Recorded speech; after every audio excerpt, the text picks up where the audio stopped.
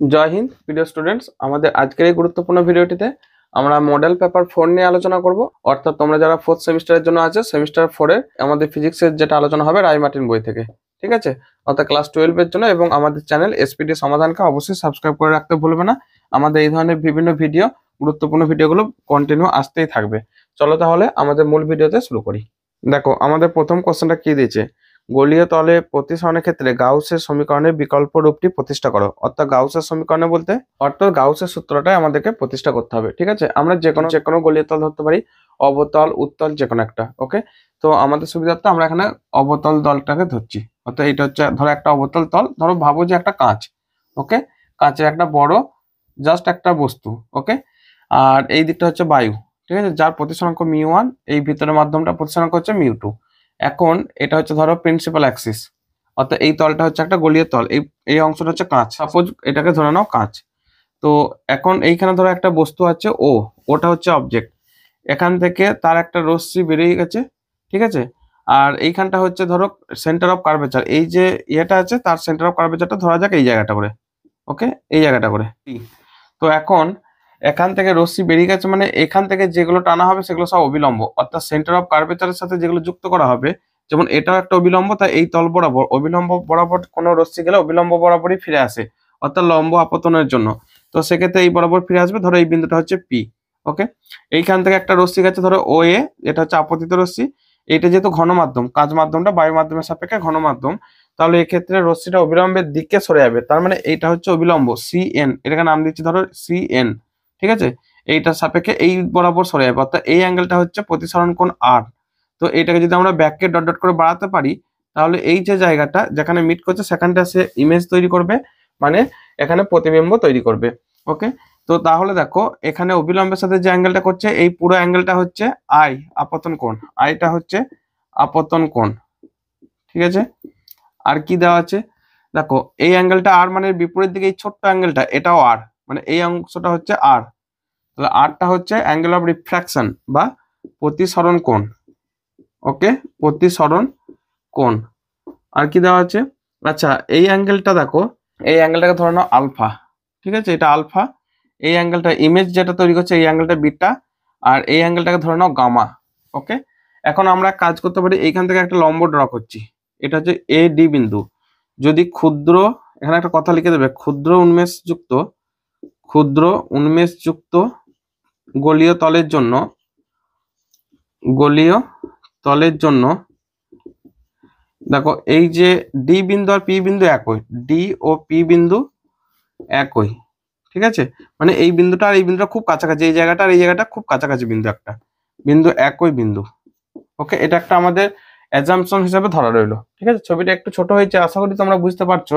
তো তাহলে আমরা এই যে ত্রিভুজটা ও এ ডি আর I A D C A D, এই ত্রিভুজগুলো থেকে যখন থিটা খুব ক্ষুদ্র হলে আমরা জানি যে tan theta equal two pi theta equal to sine theta. এটা আমরা অ্যাজাম্পশনটা ধরবো, মানে দুটো অ্যাজাম্পশন, একটা হচ্ছে এখানে ক্ষুদ্র উন্মেষযুক্ত আর এটা ক্ষেত্রে এটা। তো খেয়াল করো গামা অ্যাঙ্গেলটা দেখো, ত্রিভুজ ও এ সি আর আই এ সি, এই ত্রিভুজ দুটো সাপেক্ষে ত্রিভুজ ও এ সি আর ত্রিভুজ আই এ সি থেকে পাই কি পাচ্ছি দেখো, গামা অ্যাঙ্গেলটা বহিস্থ অ্যাঙ্গেল, তাহলে আলফা প্লাস হচ্ছে এই অ্যাঙ্গেলটা, অর্থাৎ আলফা প্লাস এই পুরো অ্যাঙ্গেলটা মানে আই, ত্রিভুজ ও এ সি থেকে দেখো, তাহলে গামা সমান হচ্ছে আলফা প্লাস আই। আর আই এ সি থেকে এটা হচ্ছে আর অ্যাঙ্গেল, ছোট্ট অ্যাঙ্গেলটা হচ্ছে r beta, r plus beta মানে গামা, অর্থাৎ অপর দিয়ে অন্তঃস্থ কোণের সমষ্টি সমান। তাহলে গামা সমান আর প্লাস বিটা। ঠিক আছে, আমরা এক কাজ করি, এখান থেকে একটু বার করে রাখি, হচ্ছে আই সমান গামা মাইনাস আলফা আর আর সমান গামা মাইনাস বিটা। ঠিক আছে, এরপর স্নেলের সূত্র থেকে কি পাই, স্নেলের সূত্র থেকে এই জায়গাটাতে স্নেলের সূত্র অ্যাপ্লাই করো, দিয়ে এই জায়গাটাতে স্নেলের সূত্র অ্যাপ্লাই করবে। এইখানে যে অ্যাঙ্গেলটা সেটা হচ্ছে আই, আর এখানে যে অ্যাঙ্গেলটা মানে এই ঘন মাধ্যমটার মধ্যে, এই কাঁচের মধ্যে যে অ্যাঙ্গেলটা তৈরি করছে সেটা হচ্ছে আর। তাহলে এই মাধ্যমের প্রতিসরাঙ্ক ইন্টু সাইন আই সমান ওই মাধ্যমের প্রতিসরাঙ্ক ইন্টু সাইন আর, অর্থাৎ μ1 sine i equal to μ2 sine r. এটা স্নেলের সাধারণ সূত্র। তো আমরা বলেছি সাইনটাকে এখানে থিটা আকারে লিখবো, যেহেতু থিটাটা খুব ক্ষুদ্র উন্মেষযুক্ত, বা μ1 ইন্টু আই সমান μ2 ইন্টু আর। এখান থেকে লিখতে পারি μ1 আই এর জায়গায় এই মানটা, অর্থাৎ এখান থেকে দেখো এটা, ঠিক আছে, আর এটা হচ্ছে আমরা আরেক জায়গায় লিখবো। তাহলে গামা মাইনাস আলফা সমান mu two into gamma minus beta. তাহলে এখান থেকে আবার ভাঙছি, দেখো mu one minus mu two, গামাগুলোকে এক কাছে করে নিচ্ছি, সমান এইটা মানে এই মিউ টু গামাটাকে এইদিকে নিয়ে এলাম, তাহলে ওইদিকে গেলে কি হয়, mu one alpha minus mu two beta. আচ্ছা, এখান থেকে গামাটাকে লিখতে পারি mu one minus mu two, গামাটাকে লিখছি ট্যান গামা, ঠিক আছে, mu one tan alpha minus mu two tan beta. কেন না, থিটাটা ক্ষুদ্র হলে থিটা মানটা ট্যান থিটা আকারে ধরা যায়, ঠিক আছে। তাহলে এখান থেকে ট্যান আলফার মান বসা, ছবি থেকে দেখো আমরা লিখে রাখছি ট্যান আলফা মানে এটা হচ্ছে আলফা, তার সাপেক্ষে অভিলম্ব হচ্ছে এই লম্ব হচ্ছে এবিডি আর ভূমি হচ্ছে ওডি, তার লম্ব বাই ভূমি মানে AD by OD, tan alpha সমান AD by OD. Okay, tan beta একইভাবে দেখো এডি বাই আই থেকে ডি মানে আইডি, ঠিক আছে, আইডি। আর একটা হচ্ছে ট্যান গামা, ট্যান গামা মানে হচ্ছে দেখো এডি বাই সি থেকে ডি, সিডি, ঠিক আছে। এগুলো ছোট্ট করে লেখা হলো, তোমরা একটু বুঝে নাও। তাহলে এখান থেকে দেখো আমরা লিখতে পারি mu one minus mu two into tan গামার জায়গায় লিখছি এডি বাই সিডি সমান মিউ ওয়ান ট্যান আলফার জায়গায় লিখছি AD by OD minus mu two tan বিটার জায়গায় লিখছি দেখো এডি বাই আইডি। ওকে, তো এগুলো এডি গুলো সবার ক্ষেত্রে কেটে দাও, এডি গুলো কেটে যাচ্ছে। তাহলে সিডির জায়গায় আমি একটু আগে বলেছিলাম এই সি থেকে ডি মানে সি থেকে পি, পি আর ডি একই বিন্দু এখানে লেখা আছে না, ক্ষুদ্র উন্মেষযুক্ত গোলীয় তলের জন্য ডি ও পি বিন্দু একই। তাহলে এক কাজ করো, এই সমস্ত ডি এর জায়গায় পি লিখে দাও, অর্থাৎ এই জায়গাগুলো mu one minus mu two by CD, তো এটাকে লিখবো সিপি সমান মিউ ওয়ান বাই ওডি মানে OP minus mu two by ID মানে আইপি। তো দেখো সিপি মানে কি, সি থেকে পি মানে হচ্ছে বক্রতা ব্যাসার্ধ। তাহলে এখানে কোথায় লিখি, জায়গা তো নেই, তো ছবির উপর লিখে রাখছি সিপি মানে হচ্ছে মাইনাস আর, মানে সব বাঁ দিকে আছে, এক্স অক্ষের বাঁ দিকে গেলে এটা হচ্ছে ধরো মূল বিন্দু ভাবো, এই মেরুটাকে মূল বিন্দু ভাবো, তাহলে বাঁ দিকে সব নেগেটিভ নেবো, ডান দিকে পজিটিভ। আচ্ছা, পি থেকে আই মানে অবজেক্ট ইমেজ ডিস্টেন্স, তাহলে আইপি, আইপি মানে প্রতিবিম্ব দূরত্ব, সেটা লিখছি মাইনাস ভি। আর ওপি, ওপি মানে বস্তু দূরত্ব মাইনাস ইউ, এই তথ্যগুলো লিখে রাখলাম, তাহলে সেগুলো এখানে বসিয়ে দাও। তাহলে এখান থেকে কি পাচ্ছি দেখো, আচ্ছা আমরা কিভাবে লিখি, এই জায়গাটা আসতে লিখছি mu one minus mu two by C P minus r equal to mu one by minus u minus mu two by minus v. খুব ঘিঞ্জি হয়ে গেছে, তোমরা একটু কষ্ট করে বোঝো, আমি ভালো করে এই জায়গাটার জন্য ফাঁকা রেখেছি ভালো করে লিখবো বলে। তাহলে এক কাজ করি, এখান থেকে আটটা মাইনাস গুলো গুণ করে দিই, তাহলে এখান থেকে লিখতে পাচ্ছি দেখো mu two minus mu one by r সমান mu two by v minus mu one by u, অর্থাৎ mu two by v minus mu one by u. তার মানে এখান থেকে আরেকবার লেখা যেত এইটাকে উল্টো দিকে, mu two by v minus mu one by u সমান mu two minus mu one by r. যা ফালতু ঘিঞ্জি হয়ে গেল, এইখানটাতে লিখলি হতো, মানে mu two by v minus mu one by u সমান mu two minus mu one by r, ঠিক আছে। এইটা মানে এটা হচ্ছে আমাদের গাউসের সূত্রের বিকল্প রূপ। ওকে, গোলীয় দর্পণের প্রতিসরণের জন্য তোমরা এটা করে রাখতে পারো, সেই বাঁ দিক আর ডান দিকে একই তো ব্যাপার, তাই তো।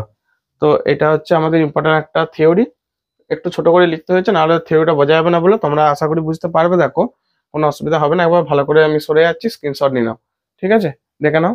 একের অথবা একই আপতন কোণের জন্য তিনটি ভিন্ন মাধ্যম এ বি এবং সি তে প্রতিসরণ কোণের মান যথাক্রমে 15, 25, 35, কোন মাধ্যমে আলোর বেগ ন্যূনতম।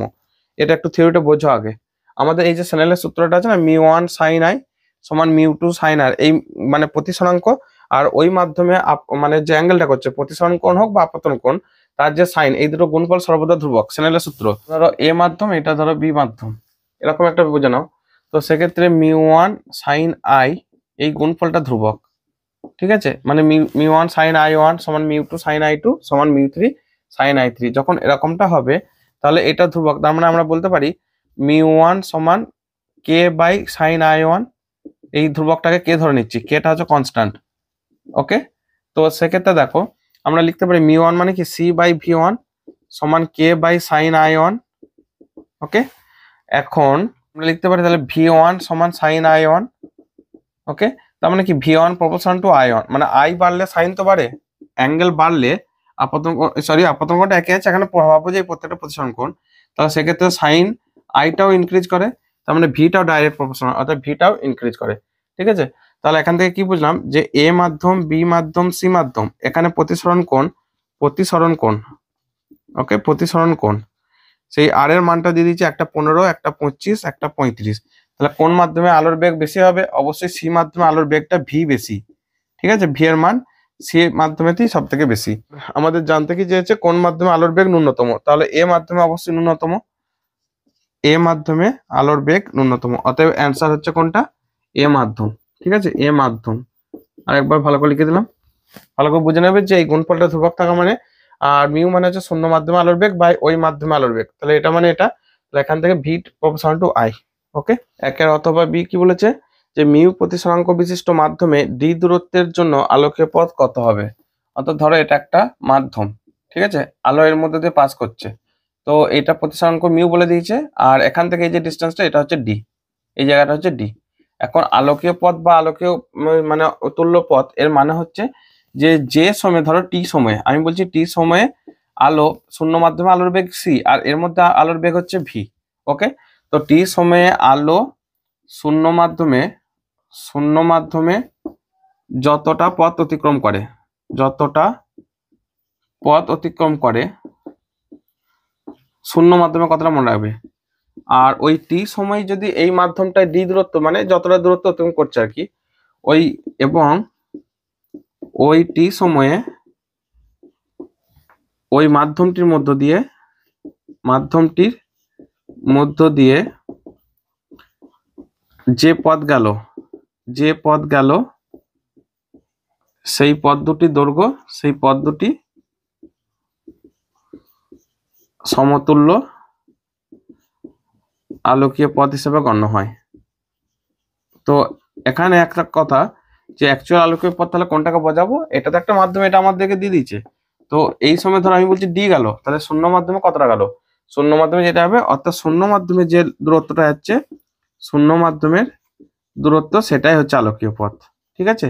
তো ধরে নাও যে শূন্য মাধ্যমে আমি ধরে নিচ্ছি এক্স দূরত্ব গেছে, অর্থাৎ এটা যদি বায়ু মাধ্যমের মধ্যে দিয়ে যায় সেটা আমি ধরে নিচ্ছি এক্স দূরত্ব, মানে আলোটা একটু বেশি দূরত্ব গেল, ধরো এখান থেকে এটা না ধরে আমি আরেকটু বেশি দূরত্ব ধরে নিলাম, কারণ সেখানে আলোর বেগটা তো বেশি। তাহলে দেখো আমরা দু রকম ভাবে লিখছি, এক হচ্ছে শূন্য মাধ্যমে কি লিখতে পারি, এস সমান ভিটি ফর্মুলা সবারই জানা আছে, অর্থাৎ দূরত্ব সমান বেগ ইন্টু সময়। তো সেক্ষেত্রে দেখো ধরে নিচ্ছি শূন্য মাধ্যমে এক্স দূরত্ব যায়, তাহলে এক্সটা হচ্ছে তার তুল্য আলোকীয় পথ। ওকে, তাহলে শূন্য মাধ্যমে আমরা লিখতে পারি এক্স সমান সিটি, শূন্য স্থানে আলোর যে বেগ সেটা হচ্ছে সি, আর প্রদত্ত মাধ্যমে যে মাধ্যমটা দিয়েছে, প্রদত্ত মাধ্যমে এই কথাটা বলে দিয়েছে যে ডি দূরত্বে যাচ্ছে, যা প্রতিসরাঙ্ক মি, বেগ হচ্ছে ভি, তাহলে বেগটা আমি ভি ধরে নিচ্ছি। তাহলে এখানে দেখো ডি সমান লিখতে পারি ভিটি, দুটোকে ভাগ করে দাও, এক্স বাই ডি সমান সিটি বাই ভিটি, তাহলে এখান থেকে x by D C by V মানে মিউ, তাহলে এখান থেকে এক্স সমান মিউ ইন্টু ডি, অতএব তুল্য আলোকীয়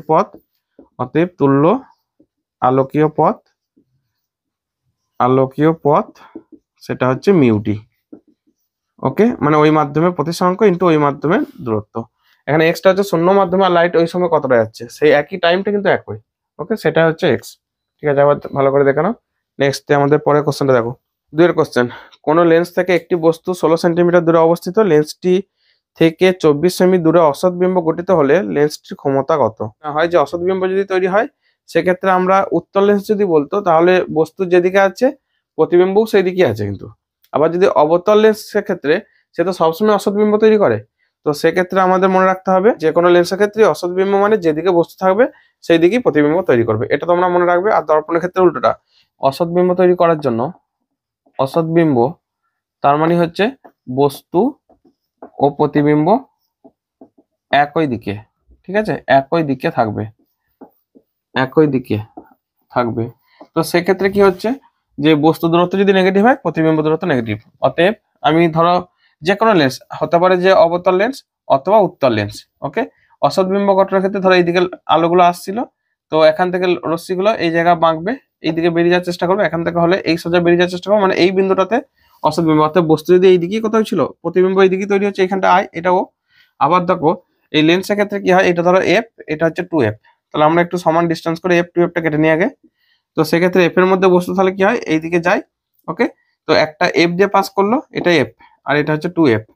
তো আরেকটা যেটা মানে আলোক কেন্দ্র দিয়ে যাবে, দুটোকে পিছন থেকে বাঁকালে এইভাবে, আর যেখানেই ডট ডট সেখানেই কাল্পনিক, সেখানে অসৎ বিম্ব। একটা শ্লোক মনে রাখবে, যাহাই ডট ডট তাহাই কাল্পনিক, তাহাই অসৎ বিম্ব, তাহলে মনে থাকবে। তো এই যে ডট ডট করে টেনেছি মানে হচ্ছে এখানে একটা অসৎ বিম্ব তৈরি করছে, এটা হচ্ছে অবজেক্ট, এটা হচ্ছে আয় মানে ইমেজ।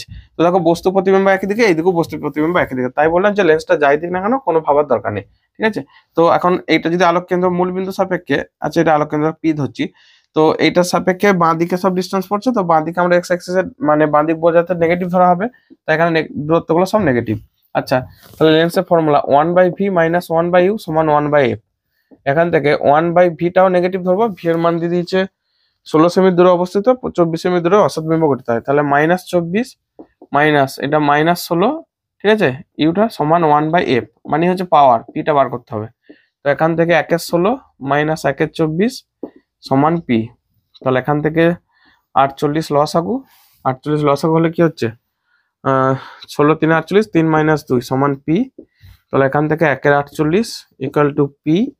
তাহলে পাওয়ার মানে হচ্ছে এটা সেমিতে আছে 48, তাহলে এক কাজ করে 100/48 ডায়াপ্টার করে নাও। তো আমরা 2.08 এরকম ডায়াপ্টার নাকি, ভাগটা কত বেসছে, উত্তরটা কত আছে, হ্যাঁ 2.08 ডায়াপ্টার, এটা ভাগটা করে নেবে, 48 × 96 আর 8, হ্যাঁ ঠিক আছে। ওকে, ভালো করে একবার দেখে নাও, বুঝবে যে অসৎ বিম্ব বলছে মানে বস্তু যেদিকে প্রতিবিম্বটাও সেই দিকেই গঠন করবে, ঠিক আছে। তো নেক্সট পরের কোশ্চেনে যাও। 2 অথবা এ বলছে 60 ডিগ্রি প্রতিসরা কোণ বিশিষ্ট একটি প্রিজমের মধ্যে দিয়ে নীল, লাল এবং হলুদ বর্ণের ন্যূনতম চ্যুতিকোণ যথাক্রমে 53, 51, 52 ডিগ্রি। প্রিজমটির উপাদানের বিচ্ছুরণ ক্ষমতা কত? ধরো এটা একটা প্রিজমের ছেদ, ঠিক আছে, প্রিজমটাকে কাটলে যেরকম দেখতে লাগে সেটা হচ্ছে প্রিজমের ছেদ। তো এখান থেকে যখন বিচ্ছুরিত হচ্ছে এই জায়গা থেকে তারা ভেঙে যাচ্ছে, ওকে, প্রত্যেকটা তলাই ভাঙছে, এখানে একটা ভাঙছে, এইদিকে একটা ভাঙছে এরা। তো নিচেটা হচ্ছে ধরো ব্লু লাইট, তারপরটা হচ্ছে ইয়েলো, ওকে, হলুদ লাইট, তারপরটা হচ্ছে রেড লাইট। তো এখানে অ্যাকচুয়াল পথ থেকে যতটা করে তারা বাংলো, এটা ছিল অ্যাকচুয়াল পথ, এই ডট ডট করে যেটা কাটা হচ্ছে, সেখান থেকে এইটা একটা অ্যাঙ্গেল ধরো ডেল্টা আর, এইটা একটা ডেভিয়েশন ডেল্টা ওয়াই, আর এইটা একটা ডেভিয়েশন ডেল্টা ব্লু লাইটের জন্য ডেল্টা বি। তো এখন বিচ্ছুরণ ক্ষমতা মানে হচ্ছে এদের ডেল্টাগুলোর বিয়োগফল, অর্থাৎ বিচ্ছুরণ ক্ষমতা মানে কতটা বিচ্ছুরিত করলো, ওমেগা মানে একদম প্রান্তিক রশ্মি দুটোর বিয়োগফল, অর্থাৎ ডেল্টা বি মাইনাস ডেল্টা আর। যদি অন্য কোনো রশ্মি বলে সেই দুটোর মধ্যে ধরতে গেলেও চলে, যেমন এখানে ব্লু আর রেড বলেছে, যদি বলতো ভায়োলেট রেড, তাহলে এখানে ভায়োলেটের জন্য, এখানে রেডের জন্য, যেটা ইচ্ছা বসানো যায়। বাই মিডিল বর্ণ, মাঝখানে যে বর্ণটা থাকছে ডেল্টা ওয়াই, হলুদ বর্ণের যে বিচ্যুতি, ঠিক আছে।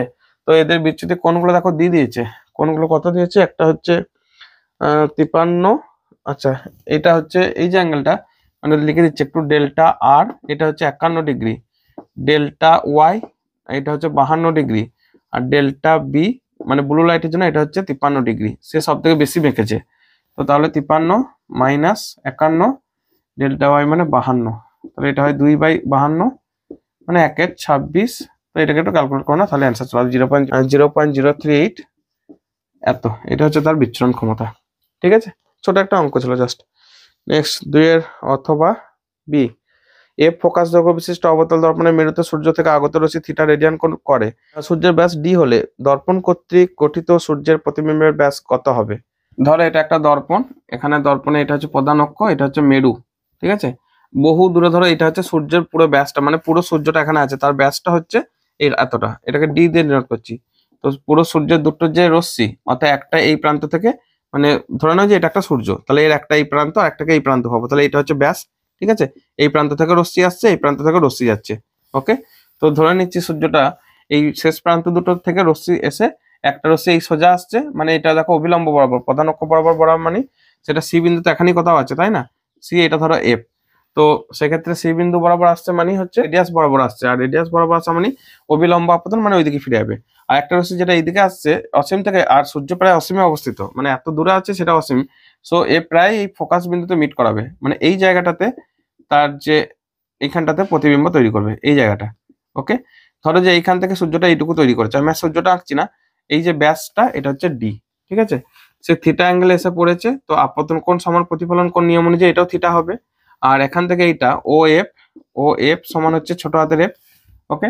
তাহলে দেখো আচ্ছা একটা নাম দিই, ও এ বি, এটা এ ছোট হাতের বি, তো ত্রিভুজ ও এ বি থেকে আমরা লিখতে পারি ট্যান থিটা সমান হচ্ছে ডি বাই এও। আর এখানে ইয়েটা ওই ত্রিভুজ এ বি ও থেকে আমরা লিখতে পারি ট্যান থিটা সমান ডি বাই ও এফ, তাই না? আর থিটাটা প্রায় ক্ষুদ্র, তাহলে থিটা লিখবো এটাকে, থিটা সমান ডি বাই ও এফ মানে এফ, তাহলে প্রতিবিম্বের ব্যাস হবে ডি সমান এফ থিটা। ওকে, থিটা খুব ক্ষুদ্র হওয়ার জন্য ট্যান থিটাটাকে থিটা ধরা যায়। ঠিক আছে, অ্যান্সার কি আছে? ওকে, নেক্সট পরের কোশ্চেন দেখো, নববীক্ষণের অভিনেত্রীর ব্যাসের তুলনায় অভিলক্ষের ব্যাস কেন বড় করা হয়? এটা একটু স্ক্রিনে লেখাটা দিয়ে দিচ্ছে, এটা বহুবার কোশ্চেনটা এসছে, বলেও দিচ্ছি একটু জাস্ট। নববীক্ষণ বা দূরবীক্ষণ যন্ত্র তোমরা জানো যে এটা যদি ধরো একটা দূরবীক্ষণ যন্ত্র হয়, এটা হচ্ছে তার অভিলক্ষ, এইখানে যে লেন্সটা থাকে অভিলক্ষ, এটা হচ্ছে আইপিস মানে অভিনেত্র। ঠিক আছে, যেটা চোখের কাছে থাকে অভিনেত্র, এটা হচ্ছে ধরো চোখের কাছে আছে, এখান থেকে আমরা দেখি, আর এটা হচ্ছে অভিলক্ষ। ওকে, অভিলক্ষ। তো এইটা দেখো একটু বড়, এটা ছোট হয়, তার কারণটা হচ্ছে, এক নম্বর কারণ হচ্ছে বেশি বেশি লাইট যাতে এইদিকে প্রবেশ করে, অর্থাৎ বেশি পরিমাণ আলো সম্পাদের জন্য, বেশি পরিমাণ আলোর মানে প্রবেশের জন্য। ঠিক আছে, তারপরে যত ইচ্ছা বড় করা যায় না, তাহলে লেন্সের যে অপেরন বা স্ফেরিক্যাল অ্যাবিরেশন বা গোলীয় অপেরন যে ফর্মুলাগুলো, মানে গোলীয় অপেরন যে ত্রুটিগুলো, সেগুলো বেশি দেখা যায়। লাইটে বহু দূরের বস্তু হরেক রকম ইমেজ তৈরি করে, বিভিন্ন কালারফুল, সেটা হয় না, তবে মোটামুটি একটা বড় রাখা হয়। আচ্ছা, 2 নম্বর হচ্ছে আমাদের যে মানে বিবর্ধনের ফর্মুলা হয় এফও বাই এফই, অসীমে ফোকাস করলে, ঠিক আছে, অসীমে ফোকাস করলে, তাহলে এফও মানে হচ্ছে অবজেক্টিভ লেন্স, তার মানে এম প্রপোর্শনাল টু এফও, এর মানে হচ্ছে যে এখানে অভিলক্ষের ব্যাসটা আবার এফও প্রপোর্শনাল টু হয় অভিলক্ষের ব্যাস, এটা ধরো ডি, এটা ধরো ছোট ডি, তো অভিলক্ষের ব্যাস যত বড় হয় তার ফোকাস তত বড় হয়। ঠিক আছে, মানে পাওয়ারটা কম হয়, তো ফোকাস বড় করার জন্য, বিবর্ধন বড় রাখার জন্য এখানে এটা বড় নেওয়া হয়, তাহলে লেন্সটা বড় হলে তার বিবর্ধনটা বড় হবে। 3 নম্বর বিশ্লেষণী ক্ষমতা, সেটাও যাতে বড় হয়, মানে বহু দূরে, হয়তো খুব কাছাকাছি দুটো বস্তু আছে বহু দূরে, তাদেরকে মোটামুটি সেপারেট করে দেখতে পাওয়া যায়, তো বিশ্লেষণী ক্ষমতা যাতে বড় হয়। ওকে, ক্ষমতা বড় হয়। আর দৃশ্যমান ক্ষেত্রটাকেও বড় করে, অর্থাৎ অনেকটা জায়গা জুড়ে ছবিটা দেখতে পাওয়া যায়, ফলে ছবিটা ভালো করে দেখা যায়। দৃশ্যমান ক্ষেত্র এটা বড় হয়। ঠিক আছে, এইসব কারণের জন্য অভিলক্ষটা বড় রাখা হয়। একটু স্ক্রিনে লেখাটা দিয়ে দিচ্ছি, তোমরা একটু পড়ে নেবে তাহলেই হবে। ঠিক আছে, এটা জাস্ট থিওরিটিক্যাল কোশ্চেন, কঠিন কিছু নয়। 3 অথবা একটি দূরবীক্ষণ যন্ত্রের বিবর্ধন ক্ষমতা নয়, সমান্তরাল রশ্মির জন্য অভিলক্ষকে এমনভাবে রাখা হলো যাতে অভিলক্ষ ও অভিনেত্রীর মধ্যে দূরত্ব 20 সেন্টিমিটার হয়। লেন্স দুটির ফোকাস দৈর্ঘ্য কত? দূরত্ব বলেছে 20 সেন্টিমিটার। দূরবীক্ষণ যন্ত্রের বিবর্ধন ক্ষমতা, অর্থাৎ বিবর্ধন ক্ষমতা এম সমান অভিলক্ষের ফোকাস বাই আই মানে আইপিস এর ফোকাস। ওকে, যেখানে এফও মানে হচ্ছে অভিলক্ষের ফোকাস, একটু আগে অভিলক্ষের ছবি এঁকেছিলাম, ফোকাস দৈর্ঘ্য। এফি মানে হচ্ছে অভিনেত্রের ফোকাস দৈর্ঘ্য, ঠিক আছে। আর অসীমে যখন ফোকাস করছে সেক্ষেত্রে নলের দৈর্ঘ্য, এল সমান নলের দৈর্ঘ্য এটা হয় ওই ফোকাস দুটো যোগফল, এফও প্লাস এফি মানে ফোকাস দৈর্ঘ্য দুটো যোগফল। তাহলে এমটা বলে দিয়েছে 9, তাহলে এখান থেকে বার করে নিতে পারি এফও সমান 9 এফি। ঠিক আছে, আর এফও প্লাস মানে নলের দৈর্ঘ্য এফও প্লাস এফি সমান বলে দিয়েছে 20 সেন্টিমিটার। ঠিক আছে, তাহলে এখান থেকে এক কাজ করো, ওই যে এফওর মানটা এইখান থেকে নিয়ে বসিয়ে দাও, তাহলে এফও মানে হচ্ছে 9 এফি প্লাস এফি সমান 20, তাহলে এখান থেকে 10 এফি সমান 20, এফি সমান 2 সেমি, তাহলে একটা ফোকাস দৈর্ঘ্য পেয়ে গেলাম 2 সেমি। অতএব এফও সমান 9 এফি, তাহলে 9 ইন্টু 2 মানে 18 সেমি। তাহলে কি পেলাম? অভিলক্ষের ফোকাস এফও মানে হচ্ছে 18 সেমি, আর অভিনেত্রের ফোকাস এপি সমান 2 সেমি। এটা অ্যান্সার। ঠিক আছে, ছোট অঙ্ক, এমন কিছু কঠিন, মেন সূত্রগুলো মনে হবে, এমটা বিবর্ধন, আর হচ্ছে এই নলের দৈর্ঘ্য অসীমের ক্ষেত্রে এটা হয়। ওকে, নেক্সট 4 একটা নীল আলোর প্রভাবে যে ধাতু থেকে ফটো ইলেকট্রন নির্গত হয়, লাল আলোর প্রভাবে তা থেকে ফটো ইলেকট্রন নির্গত নাও হতে পারে, এর ব্যাখ্যা করো। তো আজকে যে একটু এক্সট্রা গল্প করব, হাসি ফুর্তিতে গল্প করব, সেরকম মুডে নেই, বুঝতে পারছো। তোমরা যারা আগের ভিডিওগুলো দেখেছো সেখানে দেখো অনেক হয়তো একই ফক্করি করে থাকি।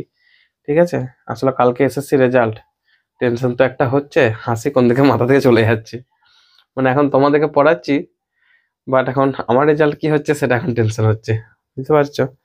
আগামীকাল সোমবার, কাল কত তারিখ? 24শে নভেম্বর মনে হয়, আজকে তো 23 সম্ভবত, 23শে নভেম্বর, তো কাল 24শে নভেম্বর রেজাল্ট। ইন্টারভিউ লিস্টের নামটা ঠিকঠাক ভাবে পেলেই শান্তি। রেজাল্ট পরীক্ষা খুব সুন্দর হয়েছে, সবই ভালো। তবে লিস্টে নাম আসবে এটাও জানি, তারপর একটা টেনশন এই কারণে, কারণ 11-12 রেজাল্টটাতে সব দেখলাম ফ্রেশার্সরা প্রায় সুযোগই পায়নি। সব আমাদের মানে প্রিভিয়াস টিচাররা যাচ্ছে তারাই বেশি পেয়েছে, বাকি 10 নম্বর এক্সপিরিয়েন্সের জন্য সবাই এগুলো আন্দোলন আর অনেক কিছু চলছে। যাকে সেই টেনশনটা বেশি করে হচ্ছে, যে না হলে তো আরামসে এমনিতে ডাক পাবো, কিন্তু এখন কত দূরে ডাক পাবো সেটা এখন চিন্তা। যাই হোক, দেখা যাক কি আছে কপালে। তারপর রেজাল্ট কি হলো না হলো, কোথায় কি হলো না হলো, ইন্টারভিউ কেমন হলো, পরে ঠিক ভিডিওতে জানাবো। তোমাদের পরীক্ষা, তোমাদের সাথে আমার পরীক্ষাকে শেয়ার করবো, ঠিক আছে? আজকে হাসি খুশি মানে থাকার মতো মুড আর আসছে না, তবুও যেটুকু মুখে দেখছো ওইটুকুই আর কি, উপরে উপরে হাসি। মানে মন থেকে যে হাসতে হবে বা একটু আনন্দে থাকতে হবে, হচ্ছে না। ঠিক আছে, না পরের ভিডিওতে না হয় আসবে। আজকে একটু গোমরা মুখটাকেই দেখো স্যারের, ঠিক আছে? মানে জাস্ট পুরো ভাবো যে সিরিয়াস মুডে আছি, জাস্ট পড়াবো, এর বেশি আর কিছু না। ওকে, আচ্ছা হ্যাঁ, লাল আলোর জন্য দেখো, এই লাল আলো তরঙ্গ দৈর্ঘ্য মানে lambda r greater than lambda blue, B for blue, r for red, ঠিক আছে? 1/λ আর তখন লেস দেন হয়ে যাবে 1/λ বি। তো উভয় দিকে সিএইচ গুণ করলে CH/λ আর লেস দেন CH/λ বি, ঠিক আছে? লাল আলোর যে এনার্জি ই আর লেস দেন ব্লু আলোর এনার্জি ইবি। এখন ঘটনাক্রমে যে ধাতব পাত্রটা থেকে এই ইলেকট্রন বেরোবে তার যে ওয়ার্ক ফাংশন মানে W0, যেটা ন্যূনতম এনার্জি লাগবেই, যে এনার্জিটা না দিলে তার ইলেকট্রন বেরোবে না। এখানে দেখো W0 থেকে সে এনার্জিটা বড় হতে হবে, ঠিক আছে? যদি এরকম হয় যে E B greater than W0 greater than E R, ঘটনাটা বোঝার চেষ্টা করো। যে ব্লু লাইটের এনার্জি বেশি, তো হয়তো যে ধাতব পাত্র থেকে বেরোচ্ছে ইলেকট্রন তার ওয়ার্ক ফাংশন বা কার্য অপেক্ষকের থেকেও বেশি। আর অন্যদিকে লাল লাইটের এনার্জি কম, তো ই আর সেটা হয়তো কার্য অপেক্ষকের থেকেও কম। এরকম যদি হয় তাহলে কিন্তু ব্লু লাইট দ্বারা অর্থাৎ নীল আলো দ্বারা, এখানে আলো নীল আলো থেকে ইলেকট্রন বেরোবে, মানে নীল আলো দ্বারা ইলেকট্রন বেরোবে, কিন্তু এইটা থেকে তখন অর্থাৎ লাল আলোর দ্বারা ইলেকট্রন বেরোবে না। বোঝা গেল ব্যাখ্যাটা? তো মুখে যেটা বললাম সেটাই লিখবে, তাহলেই হবে, বেশি লেখার দরকার নেই। জাস্ট তোমরা ফিজিক্সে যখন ব্যাখ্যাতে আসবে চেষ্টা করো যতটা সময় এক্সপ্রেশন আনার, এক্সপ্রেশন এনে ব্যাখ্যা করলে সেটা বেশি ভালো হয়, ওকে, এবং স্ট্যান্ডার্ড হয়। নেক্সট পরের কোশ্চেন পড়ো। 4 অথবা পটাশিয়ামের কার্য অপেক্ষক 2.2 ইলেকট্রন ভোল্ট হলে পটাশিয়ামের আলোকবিদ্যুৎ নিঃসরণের জন্য প্রারম্ভ কম্পাঙ্ক কত? এইচ এর মান দেওয়া আছে। দেখো কার্য অপেক্ষক W0 মানে এইচ নিউ জিরো, নিউ জিরোটা হচ্ছে প্রারম্ভ কম্পাঙ্ক বা সূচনা কম্পাঙ্ক, প্রারম্ভ কম্পাঙ্ক বা সূচনা কম্পাঙ্ক বা থ্রেশহোল্ড ফ্রিকোয়েন্সি। তো তাহলে নিউ জিরো সমান W0/H। তো W0টা 2.2 ইভিতে আছে, তাহলে এটাকে এক কাজ করো 1.6 × 10⁻19 এটা করে আমাদের মানে জুলাতে নিয়ে চলে এসো, ঠিক আছে? বাই এইচ, এইচ এর মান হচ্ছে 6.626 × 10⁻34। একটু ক্যালকুলেট করে নাও, 0.53 × 10⁻15 হার্জ, ঠিক আছে? যে হার্জ একক আসবে কারণ কম্পাঙ্ক বার করছি তো, তাহলে 5.3 × 10⁻14 হার্জ। ওকে, উত্তরে একটু মিলিয়ে নাও, 5.3 × 10⁻14 হার্জ, ঠিক আছে? ওকে, মিলেছে। নেক্সট পরের কোশ্চেনে চলে যাও। 4 অথবা বি, কত তাপমাত্রায় কোনো গ্যাস অণুর গতিশক্তি 5000 অ্যাংস্ট্রম তরঙ্গ দৈর্ঘ্যের ফোটনের শক্তির সমান হবে? বোলজম্যান ধ্রুবক আর প্ল্যাঙ্ক ধ্রুবক এগুলো মান দেওয়া আছে। তবে বলে রাখি এই মানগুলো দেওয়া থাকুক বা না থাকুক তোমরা অল টাইম মুখস্থ রাখবে, ঠিক আছে? কারণ সাপ্লাই থাকবে কি না থাকবে ভরসা করে যেও না, তোমাদের ব্রেনের মধ্যে অল টাইম গেঁথে রাখবে, সেটাই ভালো হবে। তাহলে 4 অথবা বি, 5000 অ্যাংস্ট্রম ফোটনের তরঙ্গ শক্তি কত হয়? ফোটনের শক্তি এটার মান হয় দেখো CH/λ, ঠিক আছে? এটা ই। আর এখানে যেটা বলেছে যে গ্যাস অণুর শক্তি, গ্যাস অণু মানে কণা আকারে ভাববো আর কি, গ্যাস অণুর শক্তি সেই ক্ষেত্রে হচ্ছে 3/2 RT। 3/2 আর হবে না, এখানে আর মানে হচ্ছে RT/N, এন এ মানে অ্যাভোগাড্রো নাম্বার, কারণ সমস্ত গ্যাস অণুর শক্তি হচ্ছে 3/2 RT, তাহলে একটার জন্য হবে অ্যাভোগাড্রো নাম্বার দিয়ে ভাগ, তো সেটা হবে 3/2 KB × T। KB মানে হচ্ছে বোলজম্যান কনস্ট্যান্ট, ঠিক আছে? তাহলে এখান থেকে অতএব দুটো শক্তি বলেছে সমান, এটার সাথে এটা সমান, তাহলে 3/2 KB T সমান CH/λ। তো তাহলে দেখো এখান থেকে টিটা বার করতে বলছে, টি সমান CH/KB × λ × 2/3 হয়ে যাবে। মানগুলো বসিয়ে দাও, ক্যালকুলেট করো। 3 × 10⁸, H মানে 6.626 10⁻34, KB মানে 1.38 10⁻23, ঠিক আছে? ইন্টু ল্যামডা মানে হচ্ছে 5000 অ্যাংস্ট্রম, তাহলে অ্যাংস্ট্রমটাকে করে নাও মিটারে 10⁻⁻10 এটা, ঠিক আছে। টিটাকে এখানে কেলভিনে আসবে 1.92 ইন্টু 10⁴ কেলভিন, ঠিক আছে, এই মানটা আসছে। ওকে, 1.92 ইন্টু 10⁴ কেলভিন, তোমরা ক্যালকুলেশনটা নিজেরা করে নেবে। ওকে, নেক্সট পরের কোশ্চেন, অর্থাৎ 5 কোশ্চেন। লেখচিত্রের সাহায্যে ফটো ইলেকট্রনের সর্বোচ্চ গতিশক্তি আপতিত আলোরশ্মি কম্পাঙ্ক এবং আপতিত আলোরশ্মির তরঙ্গ দৈর্ঘ্যের উপর আপতিত আলোরশ্মি প্রাবল্যের উপর কিভাবে নির্ভর করে দেখাও। দেখো ফটো ইলেকট্রন যেগুলো বেরোচ্ছে, মানে কোনো ধাতব পৃষ্ঠ ধরো, এই ধাতব পৃষ্ঠের উপর এইচ নিউ পরিমাণ এনার্জি এসে পড়ছে, ঠিক আছে, বা ফোটনের যে এনার্জি এইচ নিউ পড়ছে, এর মধ্যে একটা পার্ট W0 মানে এখানে যা কার্য অপেক্ষক তাকে ওভারকাম করতে ব্যয় হয়, আর একটা পার্ট থেকে ইলেকট্রন বের হয়ে আসে যেটা এনার্জি হচ্ছে ধরো ই ম্যাক্স। ওকে, তাহলে টোটাল এনার্জি এইচ নিউ সমান ই ম্যাক্স প্লাস W0। তো এখন জানতে চাইছে দুটো গ্রাফ, একটা হচ্ছে কম্পাঙ্কের সাথে, একটা হচ্ছে আলোর প্রাবল্যের সাথে কিভাবে ফটো ইলেকট্রনের সর্বোচ্চ গতিশক্তি নির্ভর করে। ওকে, তো খেয়াল করো সর্বোচ্চ গতিশক্তি বা ই ম্যাক্স এটা ডিপেন্ড করছে নিউ এর উপর, কিন্তু প্রাবল্যের উপর ডিপেন্ড করে না। প্রাবল্য যদি বাড়ানো হয়, মানে লাইটের প্রাবল্য বলে বেশি বেশি ফোটন বেরোবে ঠিকই, কিন্তু তাদের এনার্জি বাড়ে না, কারণ এখানে নিউটার সাথে যদি এরপর গ্রাফ প্লট করি, তাহলে নিউ এর সাথে আমরা আলোকরশ্মির সর্বোচ্চ মানে ই ম্যাক্স কে গ্রাফ প্লট করে দেখো, এটা একটা স্ট্রেট লাইনের ইকুয়েশন, ঠিক আছে, স্রেফ এরকম একটা স্ট্রেট লাইন আসবে। ওকে, এখান থেকে আমরা লিখতে পারি ই ম্যাক্স সমান এইচ নিউ মাইনাস W0, বা ই ম্যাক্স সমান দেখো H into new minus W0। তো দেখো এটাকে একটা ওয়াই সমান এম এক্স প্লাস সি এই ধরনের সমীকরণের সাথে তুলনা করা যায়। তো সেক্ষেত্রে ছেদিতাংশ যেটা হচ্ছে দেখো মাইনাস W0 তে, যেটা এইখানে কোথাও ছেদ করবে, ঠিক আছে। তো তাহলে গ্রাফটা মোটামুটি সরলরেখায় এটা আসবে। তো এটা হচ্ছে আমাদের প্রাবল্যের সাথে ম্যাক্সিমাম যে গতিশক্তি তার যে সরি কম্পাঙ্কের সাথে ম্যাক্সিমাম গতিশক্তির যে সম্পর্ক লেখচিত্র। আর প্রাবল্যের সাথে যদি বলা হয়, এই বরাবর যদি প্রাবল্যকে প্লট করি, আর এই বরাবর যদি ই ম্যাক্স বা সর্বোচ্চ গতিশক্তিকে প্লট করি, সেটার উপর ডিপেন্ড করে না, মানে ফিক্স থাকে, অর্থাৎ একই থাকে, ঠিক আছে। সেটা গ্রাফটা অনেকটা এরকম হয়। ওকে, নেক্সট পরের কোশ্চেন দেখো, অর্থাৎ 5 অথবা এক্স রশ্মি উৎপাদন ও আলোকতড়িৎ ক্রিয়ায় ইলেকট্রন নিঃসরণ পরস্পর বিপরীত ঘটনা, এই উক্তির যথার্থতা ব্যাখ্যা করো। একদম কারেক্ট কথা। এটা ধরো একটা নিউক্লিয়াস, এটা হচ্ছে তার চারপাশে কোনো ভ্রাম্যমান ইলেকট্রন গুলো, ঠিক আছে। তো প্রত্যেকটা মেটালই তো এখানে পরমাণু নিয়ে গঠিত, সেই পরমাণুগুলোর মধ্যে ইলেকট্রন গুলো থাকে। আমরা যা সুবিধাতে দুটো একটা করে দেখাচ্ছি, সব ইলেকট্রন দেখানো হয়নি, যে যেটা রুলস 8টা করে ফিল আপ করবে সেটা দেখানো হয়নি।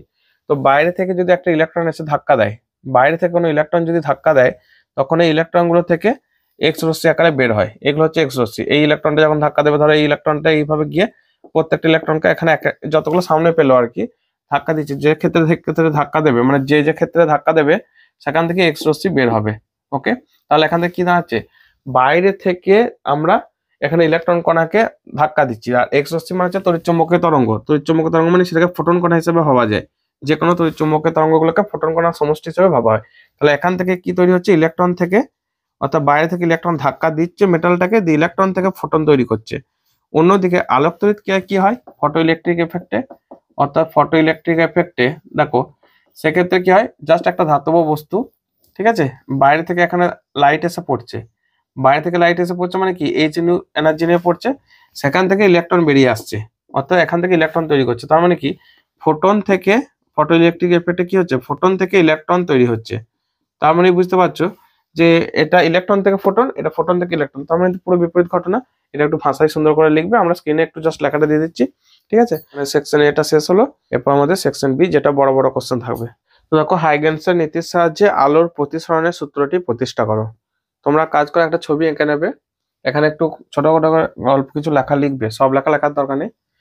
এই এ কিউ এক্স ওয়াই এগুলো হচ্ছে আপতিত রশ্মি, পি আর ওয়াই জেড এগুলো হচ্ছে প্রতিসৃত রশ্মি, ঠিক আছে। আর কিউ ডি মানে এটা হচ্ছে ওয়েভ ফ্রন্ট বা তরঙ্গমুখ, আপতিত তরঙ্গমুখ। ওয়াই সি এটা হচ্ছে প্রতিসৃত তরঙ্গমুখ। আপতিত তরঙ্গমুখ বলতে ধরো এই যে রশ্মিগুলো আসছে, ঠিক আছে, সমান্তরাল রশ্মিগুলো যেগুলো আসছে, তো সেই রশ্মিগুলোকে যদি আটকানো হয়, তো তার জন্য সামনের যে তলগুলো দেওয়া হতে পারে, ওকে, এই যে তলগুলো কল্পনা করা যেতে পারে, এই তলগুলোর সাহায্যে আটকানো হবে। সমান্তরাল যে সমতল এক্ষেত্রে, কারণ সমান্তরাল রশ্মির জন্য তরঙ্গমুখ হয় সমতল।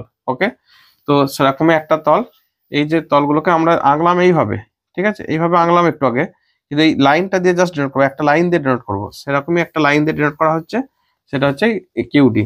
তোমরা শুধু ওইটুকু লিখবে, অর্থাৎ অ্যাঙ্গেল অ্যাঙ্গেল পি, যেগুলো নাম দিই একটু, N1 N2, এখানে হচ্ছে N1 prime N2 prime, angle P Q N1 সমান হচ্ছে আই সমান আপতন কোণ।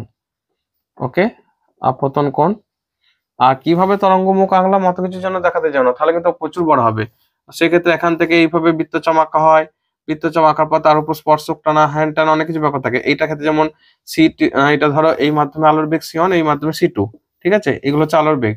তো এক্ষেত্রে C1 টি ব্যাসার্ধ নিয়ে একটা বৃত্তচাপ আঁকলাম, তার উপর স্পর্শক টানলাম, এখানে ডি বিন্দুতে ছেদ করলো, বা এখানে C2 টি, এখানে এইভাবে বৃত্তচাপ আঁকা হয়, তার উপর স্পর্শক টানা হয় ইত্যাদি। অত কিছু দেখাতে যাওয়ার দরকার নেই।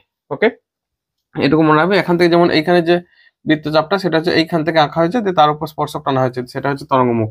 অত কিছু লেখার দরকার নেই, জাস্ট একটু পারলে বৃত্তচাপটা একটু এইখানটা বাঁকিয়ে দেখিয়ে দেবে, তাহলেই চলবে, কারণ পরীক্ষাতে তোমাদেরকে একটু তো দেখানোর দরকার আছে। আচ্ছা, এই অ্যাঙ্গেলটা আই মানে এই অ্যাঙ্গেলটা হচ্ছে আর, ঠিক আছে, এই অ্যাঙ্গেলটা আর হওয়া মানে এই অ্যাঙ্গেলটা আর। আমরা একটা আলাদা জায়গায় দেখাইছি জাস্ট ছবিটা পরিষ্কার হওয়ার জন্য, কারণ এইটার সাথে এই রশ্মিটা প্যারালাল, একই তো রশ্মি আসছে, দিয়ে একইভাবে বাঁকছে, ঠিক আছে। তাহলে অ্যাঙ্গেল এখানে লিখছি just N2 prime Y Z, এটা হচ্ছে আর, মানে প্রতিসরণ কোণ, প্রতিসরণ কোণ, ঠিক আছে। প্রথম মাধ্যমে আলোর বেগটা C1, দ্বিতীয় মাধ্যমে C2 বলেছি, আর এই তথ্যগুলো। আচ্ছা, কিউডি হচ্ছে আপতন, এই কথাটা লিখবে, কিউডি আপতন তরঙ্গমুখ বা আপতিত তরঙ্গমুখ। ওকে, আপতিত তরঙ্গমুখ। অন্যদিকে ওয়াইসি, এটা হচ্ছে প্রতিসৃত তরঙ্গমুখ। আমরা এই তরঙ্গমুখ দিয়ে সবকিছু আলোচনা করব, ঠিক আছে, প্রতিসৃত তরঙ্গমুখ, ঠিক আছে। দেখো, আপতিত তরঙ্গমুখের জন্য আমরা এই যে অ্যাঙ্গেলটা, এই অ্যাঙ্গেলটা সমান এই অ্যাঙ্গেলটা দেখাবো, সেটা দেখানোর জন্য D Q Y equal to এই অ্যাঙ্গেলটা বার করছি। দেখো, অ্যাঙ্গেল ডি কিউ ওয়াই সমান লিখতে পারি angle N1 Q Y minus angle N1 Q D, তো আমরা লিখতে পারি 90 degree minus angle N1 Q D. তো এখন দেখো, আমরা ওই 90 ডিগ্রিটাকে বাঁকিয়ে নিচ্ছি, এই 90 মানে এটার সাথে এটা ভাবছি, কারণ হচ্ছে তরঙ্গমুখগুলো যে এই যে রশ্মিগুলো আছে না, তার সাথে লম্ব হয়, কিন্তু এই তরঙ্গমুখগুলো লম্ব হয়। ওকে, তাহলে দেখো এক্ষেত্রে আমরা লিখতে পারি যে 90 ডিগ্রি জায়গায় অ্যাঙ্গেল পি কিউ N1। আচ্ছা, আমার লেখাটা একটু ছোট করি, নাহলে তুলতে পারবো না। তাহলে angle P Q D minus angle N1 Q D. দেখো, পি কিউ ডি থেকে N1 কিউ ডি বাদ দেওয়া মানে এই অ্যাঙ্গেলটা আইটা পড়ে রইলো, তাহলে এটা মানে আই। তাহলে অতএব angle D Q Y equal to I. তাহলে এই অ্যাঙ্গেলটা আই, এই প্রমাণটা ফার্স্ট দেখাবে।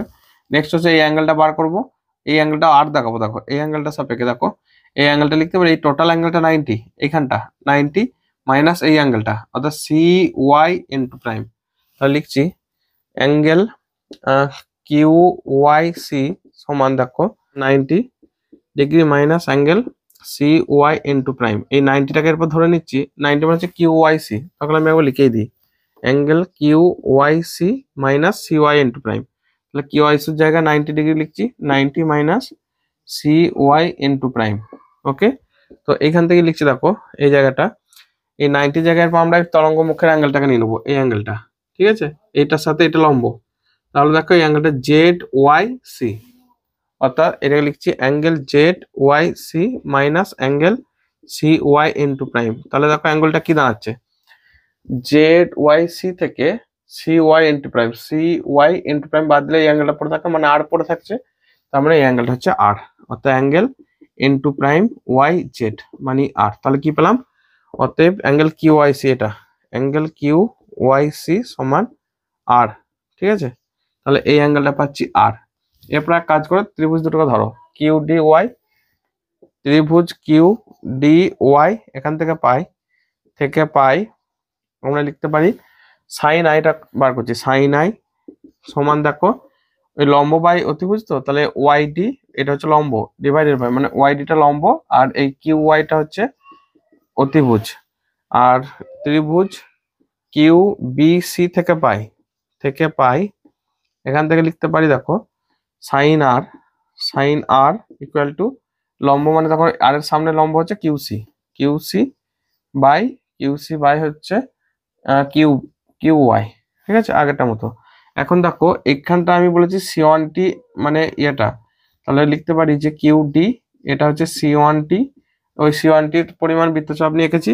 আর এখান থেকে এটা YC, এটা হচ্ছে C2T, C2টা হচ্ছে ওই মাধ্যমে আলোর বেগ, ঠিক আছে, C2T। তাহলে দেখো এই মান দুটোকে ভাগ করো, অতএব sin I by sin R equal to কি লিখতে পারি, sin I মানে হচ্ছে YD by QY by sin R মানে QC বাই QY। তো QY কেটে গেলে পড়ে থাকছে YD বাই QC। YD মানে কত, ও আচ্ছা আচ্ছা, এটা YD, হ্যাঁ, YD সমান C1T। তাহলে এখান থেকে YD মানে C1T বাই QC মানে হচ্ছে C2T। তাহলে C1 বাই C2 মানে হচ্ছে C1 বাই C2 মানে দেখো লিখতে পারি C by C2 by C by C1। সিটা হচ্ছে শূন্যস্থান আলোর বেগ, সিটা হচ্ছে শূন্যস্থান আলোর বেগ, সি শূন্যস্থানে আলোর বেগ, শূন্যস্থানে আলোর বেগ, ঠিক আছে। তাহলে এখান থেকে দিচ্ছি μ2 বাই μ1। তাহলে এখান থেকে দেখো আমরা ফাইনালি লিখতে পারি sin I by sin R সমান μ2 বাই μ1। আমরা এখানে বক্স করে লিখে দিচ্ছি, অতএব sin I by sin R সমান μ2 বাই μ1। ওকে, এটা হচ্ছে আমাদের সিনারি সূত্র, বা গুণ করে দিতে পারো μ1 sin I সমান μ2 sin R। এটা তো প্রতিসরণের সূত্র তাহলে হাইগেনস প্রিন্সিপাল থেকে তৈরি হলো। আর হাইগেনস প্রিন্সিপাল যেটা বলে যে সমস্ততার মাধ্যমে আলো তরঙ্গ আকারে বিস্তার লাভ করে এবং প্রতি ক্ষেত্রে তার যে তরঙ্গমুখগুলো উৎপন্ন হয় তরঙ্গমুখের সামনে মানে তরঙ্গমুখের উপর অবস্থিত প্রত্যেকটা বিন্দু অনুতরঙ্গের উৎস হিসেবে কাজ করে এবং তারা নির্দিষ্ট সময় নির্দিষ্ট দূরত্বে যায় সামনে তরঙ্গমুখ উৎপন্ন করে ইত্যাদি, ঠিক আছে। তো সেখান থেকেই পুরো থিওরিটা একটু ভালো করে করবে, 3 নম্বর থাকে সাধারণত। তাই গ্রুপ বি কোশ্চেন গুলো অবশ্যই লম্বা, তোমরা একটু স্ক্রিনশট নিয়ে নাও, সরে যাচ্ছে একটু, হ্যাঁ। এরপর পরের কোশ্চেনে চলে যাও। দেখো নেক্সট কোশ্চেন, দেখো কোশ্চেনটা বলেছে এ বেদের একটি একক রেখাছিদ্রে 5000 অ্যাংস্ট্রম তরঙ্গ দৈর্ঘ্যের আলো আপতিত হওয়ার জন্য পর্দায় যে অপবর্তন ঝালক তৈরি করে তার প্রথম অবম বিন্দুটি 30 ডিগ্রি কোণে পাওয়া গেল, প্রথম গৌণ চরম বিন্দুটি কোন কোণে পাওয়া যাবে। মানে অপবর্তন ঝালক যেটা মানে যে ছায়াগুলো তৈরি করে এটা হচ্ছে ম্যাক্সিমাম আর কি, এরপরে যেগুলো আসছে আস্তে আস্তে কমে যায়, ঠিক আছে। তো যে অ্যাঙ্গেলে আসছে, অর্থাৎ এখানে ধরো ছিদ্রটা ছিল, এটা হচ্ছে ছিদ্রটা, এখান থেকে আলোক রশ্মি আসছিল, ওকে, এই জায়গাটা হচ্ছে ছিদ্রটা। তো এখান থেকে রশ্মিগুলো যে মিট করার পর ওভারল্যাপ করার ফলে অপবর্তন ঝালক তৈরি করে আর কি, ওকে। তো মিডল থেকে যে অ্যাঙ্গেলে তৈরি করছে সেই অ্যাঙ্গেলটা হচ্ছে এটা, অর্থাৎ এইটার সাপেক্ষে যে অ্যাঙ্গেলটা করে সেটা হচ্ছে থিটা। এখন সেই থিটা অনুযায়ী আমাদেরকে বার করতে হবে। একটু সূত্রটা লিখবো অবম বিন্দুর জন্য ধরো যে লাইটটা এসে পড়ছে তার তরঙ্গ দৈর্ঘ্য ল্যামডা, আর এখান থেকে এই যে ছিদ্রের বেধ এটা হচ্ছে এ, তাহলে এ সাইন থিটা সমান হচ্ছে এন ল্যামডা। অবম বিন্দুর জন্য হচ্ছে যুগ্ম, আর চরম বিন্দুর জন্য মানে অ্যাকচুয়ালি এটা হয় 2n ইন্টু ল্যামডা বাই 2, তাহলে হচ্ছে এন ল্যামডা, আর এটা হচ্ছে অযুগ্ম গুণিতক, তাহলে a sine theta equal to 2n plus 1 lambda by 2, ঠিক আছে। এখানে যেমন 2n ছিল এখানে 2n প্লাস 1, তো এটা আমাদের হচ্ছে ব্যতিচারের ঠিক উল্টোটা মনে রাখতে হবে এইভাবে। আচ্ছা, এক্ষেত্রে দেখো বলেছে প্রথম অববিন্দু, তাহলে এটা বার করতে হবে, সাইন থিটাটা দিয়েছে 30 ডিগ্রি, সাইন 30, এনটা 1, প্রথম অববিন্দু, ল্যামডাটা বলেছে 5000 অ্যাংস্ট্রম, 5000 ইন্টু 10⁻10। তাহলে এখান থেকে এ সাইন 30 মান হচ্ছে তোমার হাফ, তাহলে ওইদিকে গেলে 2 গুণ হবে, মানে এ সমান 2 ইন্টু 5 ইন্টু 10⁻7 অর্থাৎ 10⁻6 মিটার, ঠিক আছে। এই মানটা এখানে বসিয়ে দাও। তাহলে এখান থেকে 10⁻6 ইন্টু সাইন থিটা এন লিখছি ধরো সমান 2n প্লাস 1 প্রথম গৌণ চরম বিন্দু, তাহলে এনটা 1 বসাবে, প্রথম বলেছে, তাহলে 2 ইন্টু 1 প্লাস 1 ইন্টু ল্যামডাটা 5000 অ্যাংস্ট্রম, 10⁻10 করে নাও বাই 2। তাহলে এখান থেকে সাইন থিটা এন মানে 2 আগে 3/2, তাহলে 3/2 10⁻7 5 ইন্টু বাই 10⁻6, তাহলে এটা কত হয়, এটা একটু ক্যালকুলেট করে নেবে, অর্থাৎ 15 বাই একটা 10 নিচে পড়ছে 20 মানে হচ্ছে 3/4, তাহলে theta N equal to sign inverse 3/4, ঠিক আছে, এটা অ্যান্সার। একটু দেখেন উত্তরটা মিলিয়ে নেবে। অথবা বি বলেছে ইয়ং এর দ্বিরেখাছিদ্র পরীক্ষায় 600 ন্যানোমিটার তরঙ্গ দৈর্ঘ্যের আলো ব্যবহার করে পর্দার একটি অংশে 12টা পটি পাওয়া যায়, তাহলে আলোর তরঙ্গ দৈর্ঘ্য পরিবর্তিত করে 400 ন্যানোমিটার করা হলে পর্দার ওই অংশে পটির সংখ্যা কত। ওকে, দেখো একটা নির্দিষ্ট অংশে পটি পাওয়া যায় মানে হচ্ছে এইগুলো হচ্ছে ধরো উজ্জ্বল পটি অন্ধকার পটি, ঠিক আছে, মানে এই উপর অংশটা হচ্ছে বা শীর্ষটাকে উজ্জ্বল আর এটা হচ্ছে অন্ধকার, মানে এখানটা উজ্জ্বল আবার এখানটা অন্ধকার, এই জায়গাটা অন্ধকার, আবার উজ্জ্বল আবার এই জায়গাটা অন্ধকার, এইভাবে পটিগুলো ঝালরগুলো পরপর আসছে, ঠিক আছে, এই হচ্ছে বেদগুলো। এখানে তরঙ্গ দৈর্ঘ্যটা চেঞ্জ হয়, বিটা মানে পটি প্রস্থ ল্যামডা ডি বাই ডি, অর্থাৎ ল্যামডাটা হচ্ছে আলোর তরঙ্গ দৈর্ঘ্য, ডিটা হচ্ছে পর্দা থেকে সোর্সের যে দূরত্ব, আর ছোট হাতের ডিটা হচ্ছে সোর্সের মানে সুসংগত উৎস দুটোর যে দূরত্ব, ঠিক আছে। তো এখন দেখো ল্যামডা চেঞ্জ হলে বিটাটা চেঞ্জ হবে, ঠিক আছে। এইখান থেকে এই এরিয়াটার মধ্যে ধরো আমি বললাম এন সংখ্যক বা এক্স সংখ্যক যদি তরঙ্গ ধরে মানে ঝালর সৃষ্টি হয়, যদি এখন এটা শুরু হয়ে যায় অর্থাৎ এই সরুটাকে যদি আমরা আঁকি, আশা করি ডট ডট করে আঁকছি বুঝতে পারছো, যদি সরু করে মানে ঝালরগুলো তৈরি হয় মানে সরুগুলো ঝালরগুলো আরো পাতলা হয়ে যায়, তাহলে অবশ্যই বেশি সংখ্যক এখানে পটি ধরবে। তাহলে প্রথম ক্ষেত্রে এক্স সংখ্যক ঝালর, ঠিক আছে, এইখান থেকে এর মধ্যে দ্বিতীয় ক্ষেত্রে ওয়াই সংখ্যক, দ্বিতীয় ক্ষেত্রে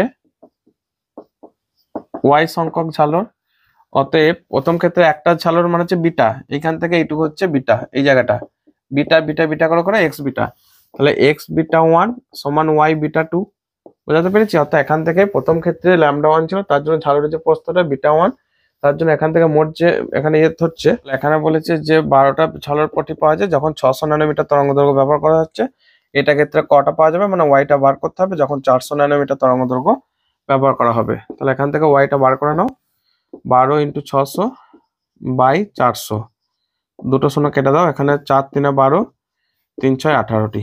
তো বুঝতে পারছো যেহেতু 400 ন্যানোমিটার তরঙ্গ দৈর্ঘ্য ব্যবহার করা হচ্ছে, তার মানে ল্যামডাটা অর্থাৎ বিটা প্রপোর্শনাল টু তো ল্যামডা, তো ল্যামডা কমে যাচ্ছে 600 জায়গায়, এখানে 600 জায়গায় 400, তাহলে বিটা কমে যাচ্ছে মানে বেশি বেশি পটি পাওয়া যাবে একই জায়গার মধ্যে, ঠিক আছে, পটিগুলো শুরু হয়ে গেলে যেটা হয় আর কি। সাথে কোশ্চেন বলেছে লাইমান শ্রেণীতে সর্বোচ্চ সর্বনিম্ন তরঙ্গ দৈর্ঘ্য নির্ণয় করো, রিডবার্গ ধ্রুবকের মান দিয়ে দিচ্ছে। আচ্ছা, তো দেখো লাইমান শ্রেণীতে যে আমাদের তরঙ্গগুলো বের হয় আর কি, যে বর্ণালীগুলো বের হচ্ছে তার যে তরঙ্গ দৈর্ঘ্য রাশিমালা, সেটা তোমরা জানো 1/λ = r × 1/(1)² - 1/(n²), ঠিক আছে। অর্থাৎ (1² মানে হচ্ছে 1 নম্বর কক্ষে এসে ঝাঁপ দেয় সমস্ত অন্যান্য কক্ষ থেকে, মানে এটা ধরো নিউক্লিয়াস, ওকে। তো এই কক্ষে এসে ঝাঁপ দেবে কারা, এই কক্ষ থেকে এটা আসতে পারে কে কক্ষে, এল, কিংবা এম কক্ষ থেকে আসতে পারে এম থেকে এইটা, ঠিক আছে, এন কক্ষ থেকে আসতে পারে, তো এন থেকে হলে এইটা, ওকে, এইভাবে আসতে থাকে। তো সেক্ষেত্রে আমাদের এই যে কক্ষটা এটা হচ্ছে n = 1, 1 নম্বর কক্ষে বাকিগুলো আসতে থাকে, তার বিনিময়ে যে তরঙ্গগুলো বের হতে থাকে সেগুলো আমাদের একটা যে বর্ণালী সৃষ্টি করে সেটা হচ্ছে লাইমান শ্রেণী, ওকে, তাদের যে শ্রেণীটা পাওয়া যায় মানে তরঙ্গ দৈর্ঘ্যে যে একটা ক্রম হ্রাসমান যে তরঙ্গ দৈর্ঘ্য আকারে পাওয়া যায়। তো এখন দেখো আমরা যেহেতু বলেছে সর্বনিম্ন সর্বোচ্চ, তো সর্বনিম্ন বার করা আর সর্বোচ্চ, আচ্ছা সর্বনিম্নের জন্য এখানে 1 এর পর এটা কত হবে, এনটা অবশ্যই ইনফিনিটিভ, তাহলে সর্বনিম্ন তরঙ্গ দৈর্ঘ্যের জন্য মানে একদম লাস্ট কক্ষপথ যেটা হতে পারে ইনফিনিটি থেকে যদি আসে, এর জন্য এনটাকে ইনফিনিটি বসাবো, আর একবার সর্বোচ্চ তরঙ্গ দৈর্ঘ্যের জন্য তখন এনটাকে 2 বসাবো, মানে 2 নম্বর কক্ষপথ থেকে 1 নম্বরে আসবে, দিয়ে এখানে বার করো একটু, ঠিক আছে। তাহলে ল্যামডা 1/λ মিনিমাম বা λ 1 লেখো, বারবার মিনিমাম লিখতে গেলে সমস্যা হয়, r × 1/(1²) - 1/(∞²). তো তাহলে এটা হবে r এর মান একটা দিয়ে দিয়েছে দেখো 1.096 × 10⁷ মিটার ইনভার্স, 1.096 × 10⁷ ইন্টু 1/(1² মানে 1, তাহলে 1 - 0, 1.096 × 10⁷, তাহলে এখান থেকে λ 1 = এটাকে লিখতে পারি 1/, এটা, ঠিক আছে। এটা একটু ক্যালকুলেট করে নাও, দেখো মান পাবে, অর্থাৎ এই মানটা আসছে প্রায় দেখো 912.4 অ্যাংস্ট্রম, ঠিক আছে। আচ্ছা এই মানটা পুরোপুরি একজাক্ট উত্তরের সাথে মিলবে না, কখনোই মিলবে না, উত্তরটা আছে বা প্রায় লিখতে পারো 911.57, একই মানটা প্রায় তো কাছাকাছি মান, আর সবসময় এরকমই মান আছে, তার কারণটা হচ্ছে রিডবার্গ ধ্রুবকটা কোথাও দেবো 10962.5, কোথাও 10962.7 এরকম করে মানে ডিজিটগুলো একটু চেঞ্জ করে মানগুলো দেয় আর কি, অ্যাংস্ট্রম এটা, যাই হোক একই মান, ওকে, উত্তর চলে এসছে। আর ল্যামডা সর্বোচ্চ মানের জন্য, সর্বোচ্চটার জন্য তখন কি বসাবো বললাম, λ 2, 1/λ2 সমান r × 1/(1²), এটা লিখবো 2² মানে দ্বিতীয় কক্ষ থেকে, r × 1 - 1/4, তাহলে r × 3/4, তাহলে এখান থেকে কি লিখছি, λ 2 সমান 4/3r, মানে 4/3 × 1.096 10⁻⁷ ঠিক আছে। তাহলে এখান থেকে একটু ক্যালকুলেট করে নাও এই মান, অর্থাৎ 1216.54 অ্যাংস্ট্রম এই মানটা। আর উত্তর যেটা আছে 1215, ঠিক আছে, 1215 মানে আমাদের উত্তর আছে 1215, সে প্রায় একই মান বলেছি না, এগুলো পুরোপুরি এক্সাক্ট কখনোই মেলে না, ঠিক আছে। ওকে, উত্তর এসছে। পরের কোশ্চেন দেখো 7 অথবা নিউক্লিয়াসের ভর সংখ্যা এর সঙ্গে নিউক্লিয়ন প্রতি বন্ধন শক্তি পরিবর্তনের লেখচিত্র অঙ্কন করো। এই লেখচিত্র থেকে নিউক্লিয়াসের স্থায়িত্ব ব্যাখ্যা করো এবং সুস্থির ও অস্থির অঞ্চল দুটি চিহ্নিত করো। দেখো এই জায়গাটাতে আমরা ইউরেনিয়াম 238, তো গ্রাফটা মোটামুটি তোমরা সবাই পরিচিত, ভালো করে একটু আঁকবে, ঠিক আছে। এখানে দেখো কয়েকটা কোশ্চেন এর সাথে জুড়ে দিয়েছে। প্রথমত এটা হচ্ছে এইদিকে ভর সংখ্যা, এইদিকে নিউক্লিয়ার প্রতি বন্ধন শক্তিকে প্লট করলে এরকম একটা গ্রাফ আসে, যা এরকম ভাবে দুটো চূড়াও দেখা যায়, ঠিক আছে, এবং একটা অবনমন, এই একটা অবনমন, এই একটা অবনমন, এই একটা অবনমন, এগুলো দেখতে পাওয়া যায়। ওকে, তো এখন বলেছে কোশ্চেনটার সাথে, প্রথম কোশ্চেনটা বলেছে যে এই লেখচিত্র থেকে নিউক্লিয়াসের স্থায়িত্ব ব্যাখ্যা করো। তুমি এইভাবে বলবে যে নিউক্লিয়াসটাকে একটা তরল বিন্দু আকারে কল্পনা করা যায়। তরল বিন্দু কি হয়, যদি অনেকটা বড় তরল, একটা বড় তরলের ফোঁটা হয়ে যায়, ঠিক আছে, বিরাট বড় ধরো একটা জলের ফোঁটা, তাহলে সে ভেঙে যাওয়ার চান্স থাকে বেশি, মানে বেশি বেশি আকারে ভেঙে যাওয়ার চান্স থাকে, ফলে কি হয়, তার স্থায়িত্ব নষ্ট হয়। আবার যদি এটা খুব ছোটও হয়, অর্থাৎ খুব যদি ছোট মানে এটা তরল আকারে থাকে, তাহলে সেগুলো তাড়াতাড়ি জয়েন্ট লেগে বড় করে জয়েন্ট লেগে বড় তৈরি করার প্রবণতা থাকে। মানে কি, খুব ছোট থাকলেও সে কিন্তু স্থায়িত্ব বেশি থাকে না। অর্থাৎ খুব ছোট এবং খুব বড় এই জায়গাগুলোতে স্থায়িত্ব সব থেকে কম হয়। মোটামুটি এই যে মাঝামাঝি জায়গাটা, এই জায়গা থেকে শুরু করে মোটামুটি এই জায়গাটা খুব ভালো স্থায়িত্ব, এই জায়গাটা স্থায়িত্ব লাভ করে ভালো। অর্থাৎ এখানে হাইড্রোজেনও খুব কম স্থায়িত্ব, আর এই যে এখানটা যে অর্থাৎ ইউরেনিয়াম 238 যেটা খুব বড় একটা মৌল বা পরমাণু, এই দুটো স্থায়ী, কম স্থায়ী, এটাও কম স্থায়ী বা অস্থির, এক প্রকার লিখতে পারা যায় অস্থির, মানে স্থায়ী নয় আর কি। এটাও অস্থির আর এটাও অস্থির, মানে স্থায়িত্ব যা খুবই কম, আর এই দুটার স্থায়িত্ব বেশি, ঠিক আছে, এই জায়গাটা একটু লিখবে, এটাই বলেছে। তো এই ক্ষেত্রে হাইড্রোজেনেরও স্থায়িত্ব অনেক কম, ইউরেনিয়ামের অনেক কম। বাকি মাঝখান থেকে এই যে হিলিয়াম, নিয়ন, এদের ক্ষেত্রে কিন্তু মানে হাইড্রোজেন, হিলিয়াম, এই জায়গাগুলো একটু ভালো করে ব্যাখ্যাগুলো করবে। ওকে, তো একসাথে অনেকগুলো কোশ্চেন দেওয়া হলো। তার সাথে বলেছিল যে সুস্থির অস্থির অঞ্চল দুটি চিহ্নিত করো। এই জায়গাটা মানে এই যে লাইনটা, এর এই দিকটা অস্থির, এই দিকটা অস্থির, এই দুটো, আর মাঝখানে যে অংশটা এটা হচ্ছে সুস্থির অঞ্চল। ওকে, অর্থাৎ স্থায়িত্ব অনেক বেশি। পরের কোশ্চেন দেখো, পরের কোশ্চেন একটা জাস্ট বিক্রিয়া হচ্ছে XN-α7 লিথিয়াম 3, এই নিউক্লিয় বিক্রিয়া এক্স নিউক্লিয়াসটিকে শনাক্ত করো। তো এখানে কোশ্চেনটা হয়ে যাবে, এটা ছিল এ এর কোশ্চেনটা, ঠিক আছে, এটা বি এর কোশ্চেনটা। XN-α7 লিথিয়াম 3 এর মানে কি, এক্স একটা মৌল, এক্স মৌল নিউট্রন কণার সাথে মানে বিক্রিয়া করছে, মানে হচ্ছে নিউট্রন কণা দ্বারা ধাক্কা খাচ্ছে আর কি। তো নিউট্রনের সংখ্যা থাকে 1n0 দিয়ে উৎপন্ন করছে আলফা, অর্থাৎ একটা আলফা নির্গত করছে, আর আলফা মানে হচ্ছে 4He2, আর তার সাথে একটা হিলিয়াম নতুন লিথিয়াম নতুন পরমাণু তৈরি করেছে, ঠিক আছে। তাহলে এক কাজ করো, উভয় দিকে ভর সংখ্যা সমান করো।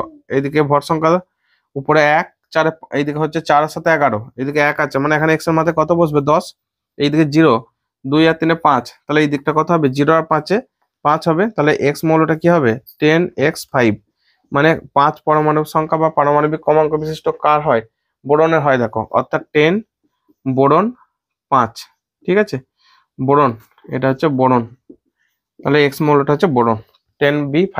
দেখো এখানে কোশ্চেনটা বলেছে যে প্রমাণ করো বোরের মডেলে ইলেকট্রন কক্ষপথের ব্যাসার্ধগুলি n² পরিমাণ বৃদ্ধি পায়, যেখানে n হচ্ছে কোয়ান্টাম, মুখ্য কোয়ান্টাম সংখ্যা। আচ্ছা, এটা ধরো n-তম একটা কক্ষপথ, ঠিক আছে, এই কক্ষপথটা হচ্ছে n-তম কক্ষপথ। এখন এই n-তম কক্ষপথে একটা ইলেকট্রন ঘুরছে, যার আধান হচ্ছে E, ভর হচ্ছে m, আর এখান থেকে এই যে ব্যাসার্ধ নিউক্লিয়াস থেকে এই যে দূরত্ব সেটা হচ্ছে r, ঠিক আছে, v দ্রুতিতে ঘুরছে, এটা হচ্ছে v, দেখো দেখানো হয়েছে। তো v দ্রুতিতে ঘুরছে, আর নিউক্লিয়াসের মধ্যে মোট যদি z সংখ্যক পারমাণবিক সংখ্যা যদি z হয়, জেডটা হচ্ছে পারমাণবিক সংখ্যা।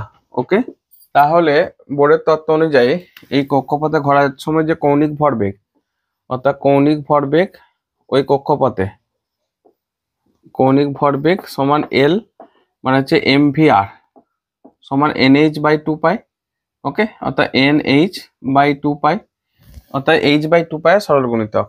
এখন এই কক্ষপথে ঘোরার জন্য এদের মধ্যে যে কুলম্বীয় আকর্ষণ বল, সেটাই তো কুলম্বীয় আকর্ষণ বল,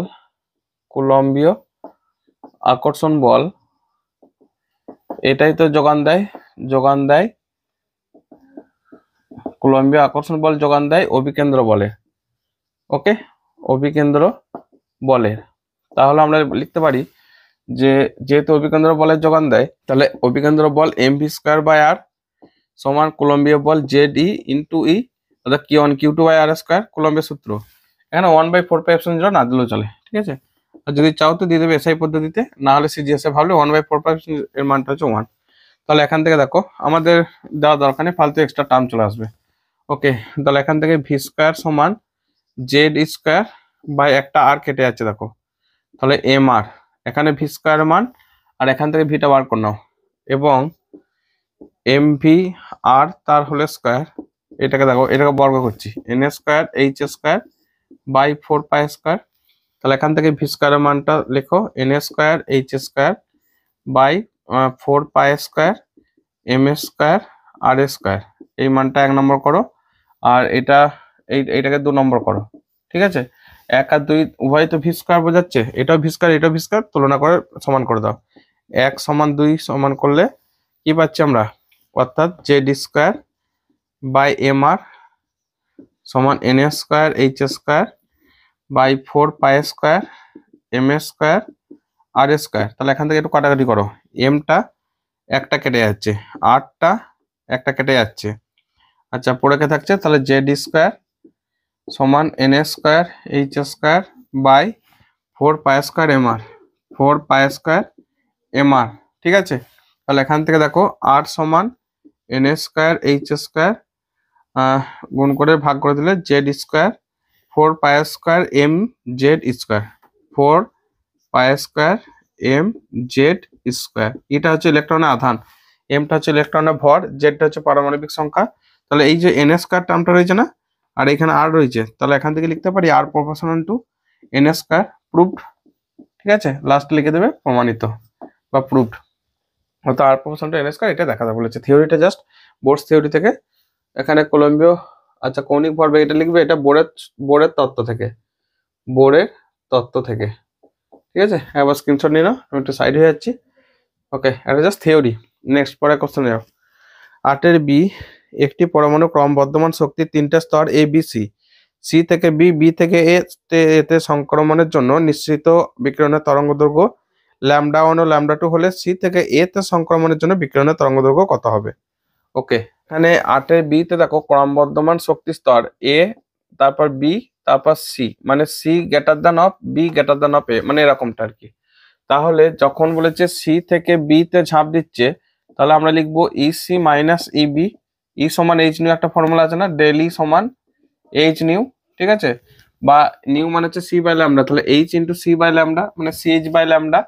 তাহলে দেখো এটাকে লিখছি সিএইচ বাই λ1 বলেছে তরঙ্গ দৈর্ঘ্য, আর একবার বলেছে মানে দুটো স্তর আর কি, এ বি সি, ঠিক আছে। এটা এ বি সি, যখন সি থেকে ভি ঝাঁপ দিচ্ছে যে তরঙ্গটা বের করছে সেটা হচ্ছে λ1, যখন বি থেকে এ ঝাঁপ দিচ্ছে সেই সময় যে তরঙ্গটা বেরোচ্ছে তার যে তরঙ্গ দৈর্ঘ্য λ2।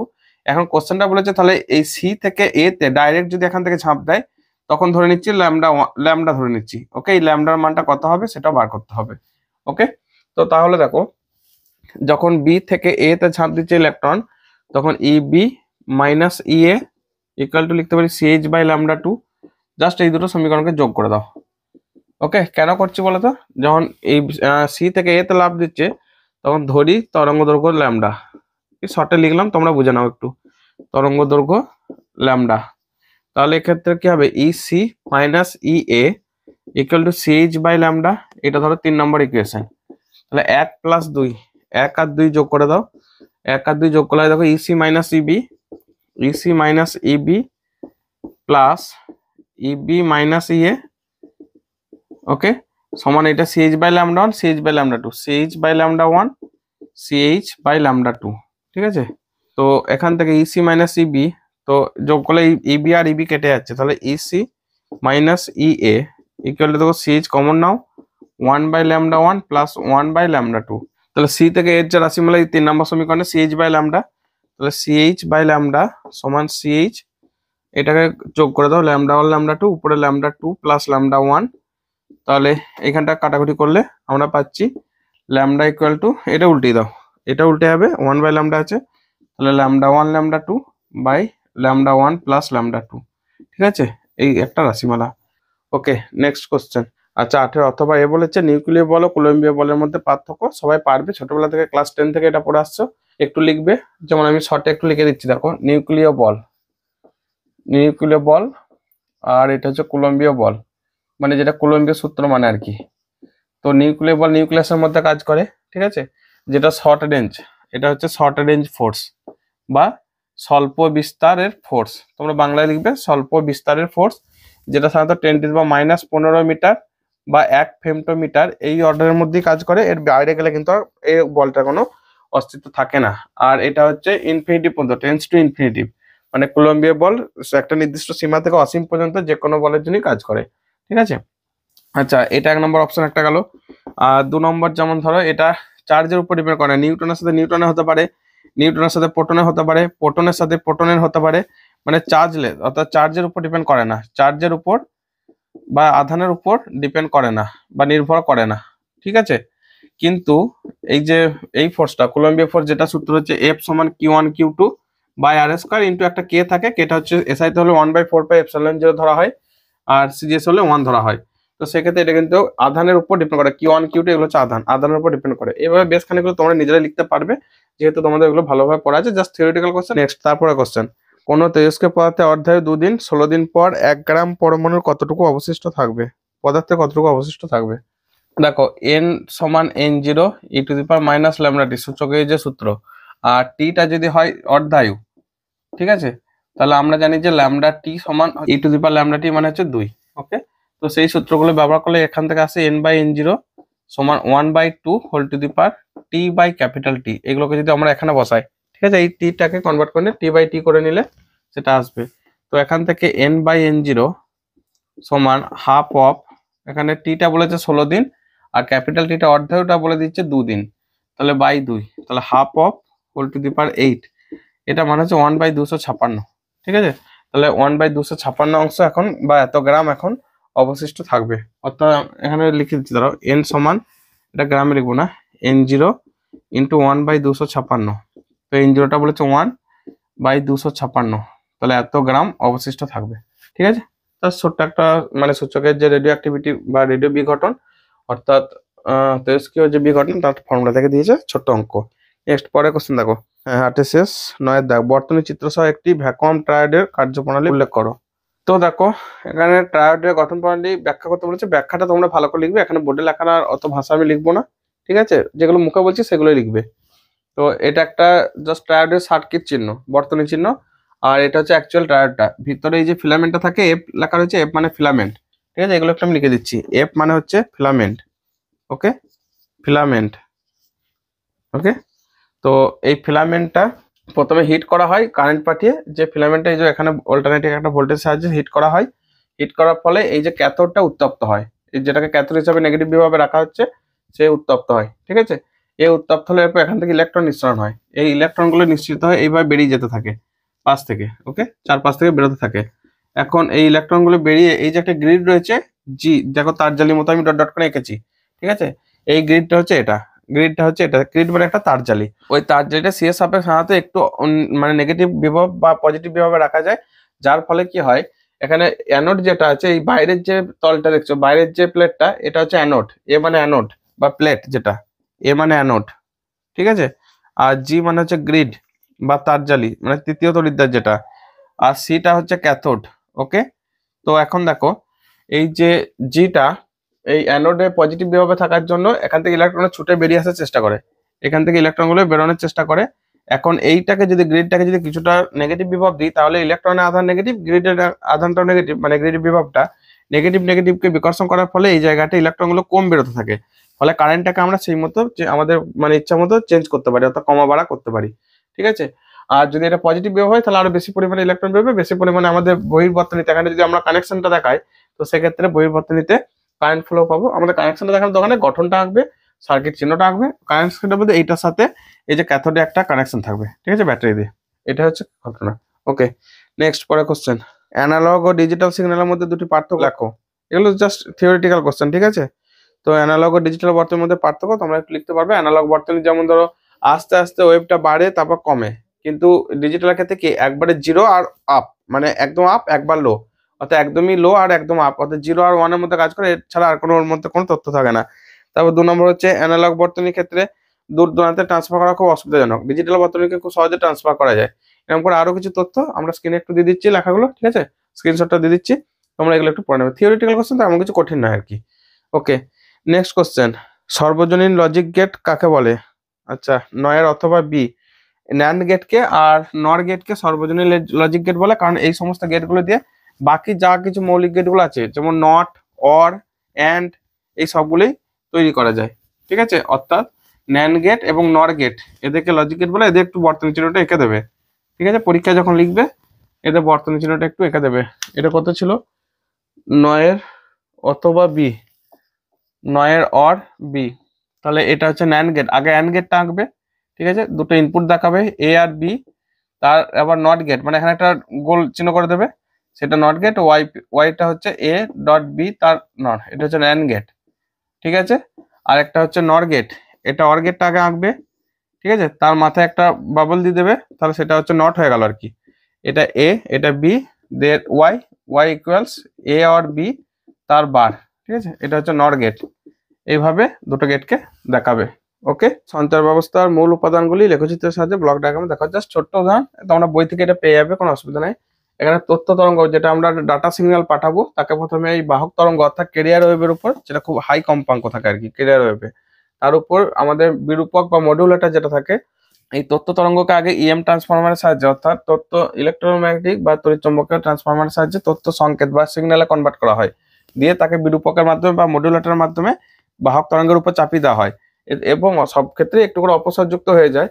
তো তারপর প্রেরক অ্যান্টেনার সাহায্যে অর্থাৎ যেটা ট্রান্সফার করে, সে এই যে দূরবর্তী স্থান, এটা ডট ডট করে দেখানো হচ্ছে, মানে দূরবর্তী স্থানে পাঠায়, সেখানে গিয়ে পর গ্রাহক অ্যান্টেনা সেটাকে রিসিভ করে, সেখানে গিয়েও কিছু অপসরযুক্ত হয়। তো সেখান থেকে বিমোচক বা ডিমোডুলেটরের সাহায্যে এটাকে আলাদা করা হয়, একটা বাহক তরঙ্গ আলাদা হয়, আর তথ্য সংকেত যেটা ছিল আর কি, অর্থাৎ তথ্য তরঙ্গ যেটা ছিল, তো সে তো সংকেত আকারে আসছে, সংকেত আকারে আমরা পাই, সেখান থেকে আবার ইএম ট্রান্সফরমারের সাথে আবার তরঙ্গে আমরা রূপান্তর করে নিতে পারি। মানে আমরা দিয়েছিলাম এখান থেকে তথ্য তরঙ্গ এই জায়গাটা, ঠিক আছে, ফাইনালি এখানে আবার তথ্য তরঙ্গ আলাদাভাবে পেয়ে যায়। এটা একটা, তোমরা অবশ্যই এক লাইনে লেখার চেষ্টা করবো, আমার বোর্ডে জায়গা থাকেনি বলে উপরে, তারপর আবার নিচে লিখেছি, মানে এইটার পরে এই যে গ্রাহক অ্যান্টেনা এই জায়গাটা হতো আর কি, এই জায়গাটা পরপর, কিন্তু আর জায়গা নেই। যাই হোক, তোমরা ভালো করে খাতায় ঠিক করে লিখবে। ওকে, পরের কোশ্চেন কি দিয়েছে, যে বিস্তার মডুলেশনের সর্বোচ্চ সর্বনিম্ন বিস্তার যথাক্রমে 25 ভোল্ট, 5 ভোল্ট, মডুলেশন সূচক কত?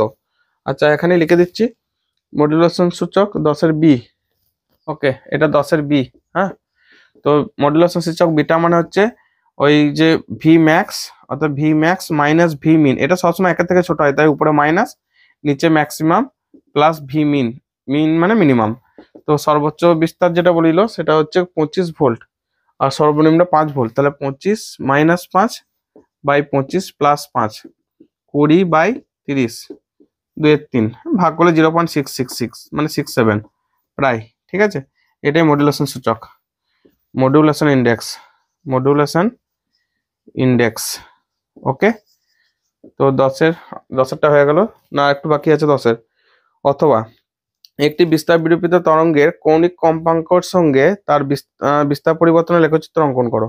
বিস্তার বিরূপিত তরঙ্গের যে লেখচিত্র, তার যে সমীকরণটা হয় 10-এর অথবা, ঠিক আছে, সেটা হচ্ছে ভি মডুলেটেড সমান হচ্ছে 1 প্লাস বিটা কস ওমেগা টি, কস এখানে ডাটা তরঙ্গ যেটা কস ওমেগা টি, এটা হচ্ছে তথ্য সিগন্যালে কে বিটা, ঠিক আছে, into sign of omega t. তো এই যে এই টার্মটা অর্থাৎ ওমেগা, এটা হচ্ছে মডুলেশনের যে বিস্তার বিরূপণ হলো আর কি। তো সেক্ষেত্রে তার যে গ্রাফটা আসে এইভাবে আসে, এটা এক প্রকার সাইন ওয়েভের মতো, ঠিক আছে। তো গ্রাফটা কোথায় আঁকি, এই জায়গাটাতে আঁকছি এইভাবে।